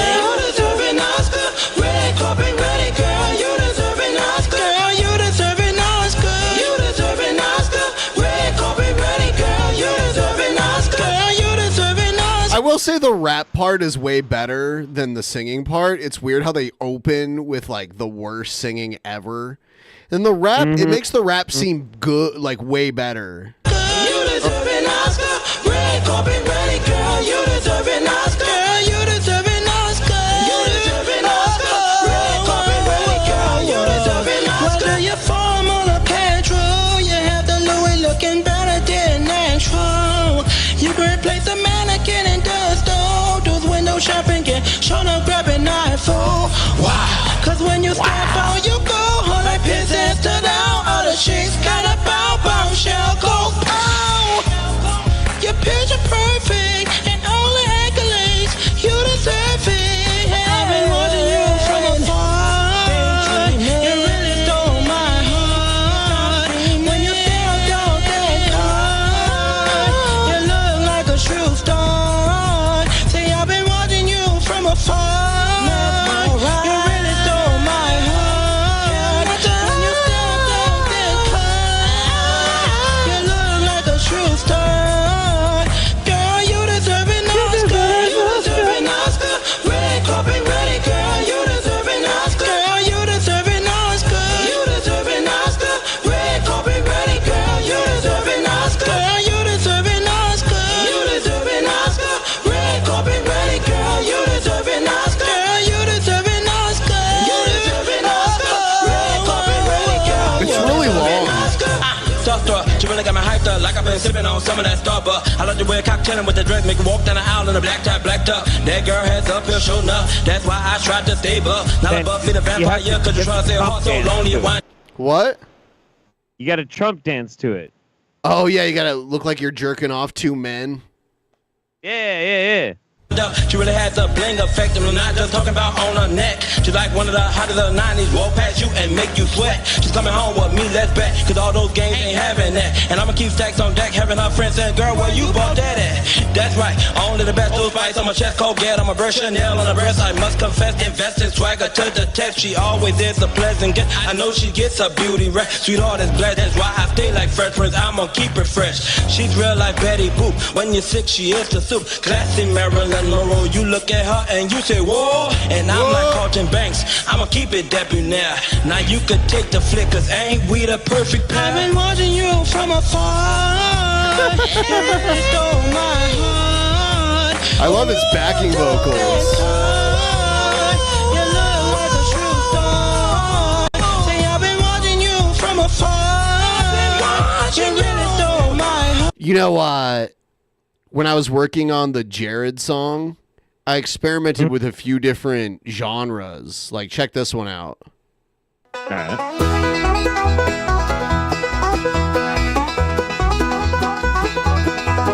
I'm an incel, my room is shit. I'm a Christian, I have big tits. I'm a Buddhist, I wear no clothes. I'm a pedo, I think that shows. I'm Jerry Genesis, do you know what I am saying? I'm hanging at playground, watching kids play. I'm Jerry Genesis, do you know what I am saying? I'm hanging at... What? Okay. It's okay, but like you can really tell that one's AI for sure, more so than the other one. Sure. Playground, watching kids playing. It's bluegrass. That's not blue. It is. That's kind of bluegrass. Yeah. I told it to be very fast, so it was like it's like faster tempo. Yeah. A lot of, yeah.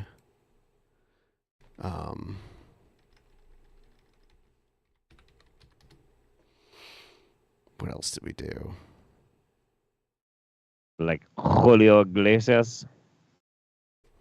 No, I didn't do something like that. I did. Dude, did you hear my Shabisky song about how he's a male prostitute? Oh yeah. No, I heard that one. That was okay. Couldn't remember. Yeah. We experimented with a lot of different genres just to see what sounded. You and Shabisky experiment a lot together. Yes. That's good. It's true. Selling his ass, Shabisky. Yeah. What's this one? Oh yeah, I did a whole bunch of country ones. I'm an incel, my room is shit. I'm a Christian and I have big tits. I'm a Buddhist and I wear no clothes. I'm a pedo and I think that shows. I'm Jared Genesis, do you know what I am saying? I'm hanging at playground, watching kids playing. Yeah, I don't even like country, but I'm like, oh, let's hear what it does with the country stuff. That's pretty good. Some of these AI ones though, like the music ends up being good, but the lyrics, the vocals are very, very obviously like AI generated. Yeah, Can you produce them like you can tell them how you standard want them to be. Well, can you produce them and then also like get them without the vocal track mixed in? Well, you so can you can have somebody do the vocals yourself. You can generate it as an instrumental, but otherwise it'll automatically just make lyrics for it. Well, it'd be kind of cool to like to generate it, and then like you can use that as a reference for somebody to sing the song. You can also you can also upload audio that it will use as a reference. You can upload like various audio files for the AI to use as a reference when it makes a song. Also. Okay. Yeah.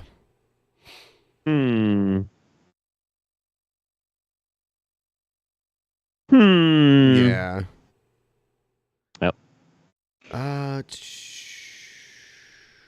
What else we got? Oh man, it's so sad. I don't know if we're gonna hit the 50%. I had high hopes for the 50%. You're breaking my balls, chat. You're breaking my balls. My balls. My sweet, delicious, juicy little balls. What? Oh, what? Uh-huh. Oh, yeah. I did like I was trying to do like an action movie theme song. Is this the one? Yeah. In a world. This is all instrumental.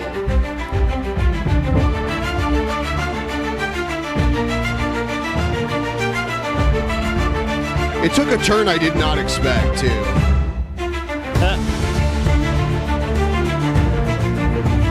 Or maybe this isn't the one that threw me for a loop. No, it's this one. In a world.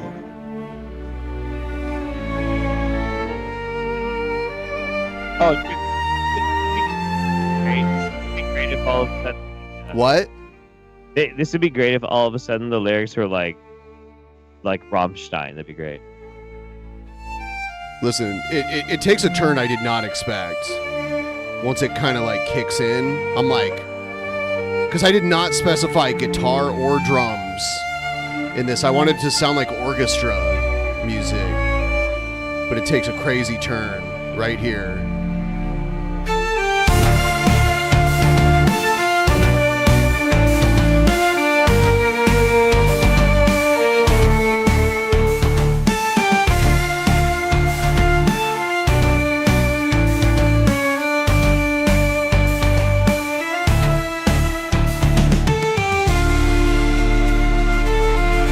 Anyway, it's actually a really long one. Sometimes it'll generate like 2 minutes. Does it actually have the lyrics? There's no lyrics. No, I generated it as an instrumental. I said I wanted it to be like a action movie theme music. Okay, but it wasn't for the Jared Genesis thing, right? No. This was just a different thing. God. Thank God. I was about to say, like, if you made a ton of these Jared Genesis, no, I just played for you a couple of them. No, I know, but what I'm trying to make a point is that, like, if you made a bunch of these and you spent like a long time making a bunch of Jared Genesis, they take no time to make. So you type in. I'm trying to get to a point. But your point doesn't make sense. You don't even know what my point is. I haven't even said it yet. Okay. What I was gonna say was, if you did take the time to make a bunch of these, there's this idea in my head that, like, because of how wasteful and incredibly like energy intensive AI is, that somewhere there's like a poor family that's experiencing brownouts because we just couldn't stop making funny joke songs about Jared Genesis is like the best idea of how fucked we are as a society. That was my only point. I That's see. my only point. Yeah, so Yeah. me and Chibisky wrote like 2 verses and a chorus and then Yeah, put yeah. it into the AI, and then you type like what you want it to sound like, and then you hit create, and it pumps out 2 songs. So it takes like no time at all. No, I know. It's fine. It's totally fine. I Yeah. was just fucking around. Yeah, It's yeah, all yeah. good. The gutter fly effect. Fuck yeah, dude. Fuck yeah. Yes, you. Yes, I would rather Nvidia be using power for AI than Bitcoin. I would agree. Yeah, because crypto and NFTs are all a fucking scam and gambling, and it's bullshit. There was a town. I don't know if this is still the case because mining is even harder than ever before. Because a lot of the stuff that was like on the surface was, that was easier to get. That's gone now. So, but there was a town in Washington where like the energy costs were so ridiculously low, and people were just like, companies were buying up land and building these like Bitcoin mining computer centers that were just like giant buildings full of computers mining Bitcoin 24 hours a day, and they built them there because the energy costs were like ridiculously low there. Can I rant about something real quick? Just real quick. Okay. So there's a lot of things we need processing power for, right? Like okay, so classic ones like SETI, right? Search for extraterrestrial life, extraterrestrial intelligence, blah blah blah blah. Whatever. They crunch shit tons of data. That's just raw data that gets gathered in from all these fucking telescopes and things like that. And it was a thing back in the day that you could dedicate your computer when you weren't using it to just helping them crunch data. Like, that's a noble pursuit, right? Then also, you get into protein folding and fucking Human Genome Project and sequencing fucking proteins and all sorts of fucking shit. Ways in which we need the ability to do mass processing. But the one thing that gets our species off its collective fat fucking asses is this idea that maybe because we invented a rarity that doesn't exist and isn't real, we're willing to fuck the planet even fucking worse for the chance that maybe if we spend $900 a month on our electricity bill, we'll make $50. It's true. We are so fucked as a species. We are so fucked. That's when somebody's like, somebody almost died the other day. I'm like, you know what? Maybe we should all just die, right? Maybe we should all just die. Maybe we don't deserve it anymore. All right? Doomer holiday. Doomer holiday. It's fucking bananas, dude. It's just fucking bananas. Fucking stupid. So dumb. You ran folding at home during COVID? Fuck yeah, dude. Absolutely. Absolutely. I'm into it. Folding at home. Right. Yeah. No, I mean, that shit's cool. It's cool as fuck. But, like, there ain't no Chinese mega farms enslaving people to be able to fold proteins for curing cancer. It's, so they can run fucking scams and, increase gambling. I love me some good scams. Scam situation. Anyway. Scam situation. The world's fucked. Buy ammo. Whatever. I'm tired. Yeah, I think we're going to wrap it up here. We'll be back soon. I hope you guys all have a great rest of your night. Yay! And we'll see you next time. Good night. Love you guys. Good night, DP fam. Good night. Love you.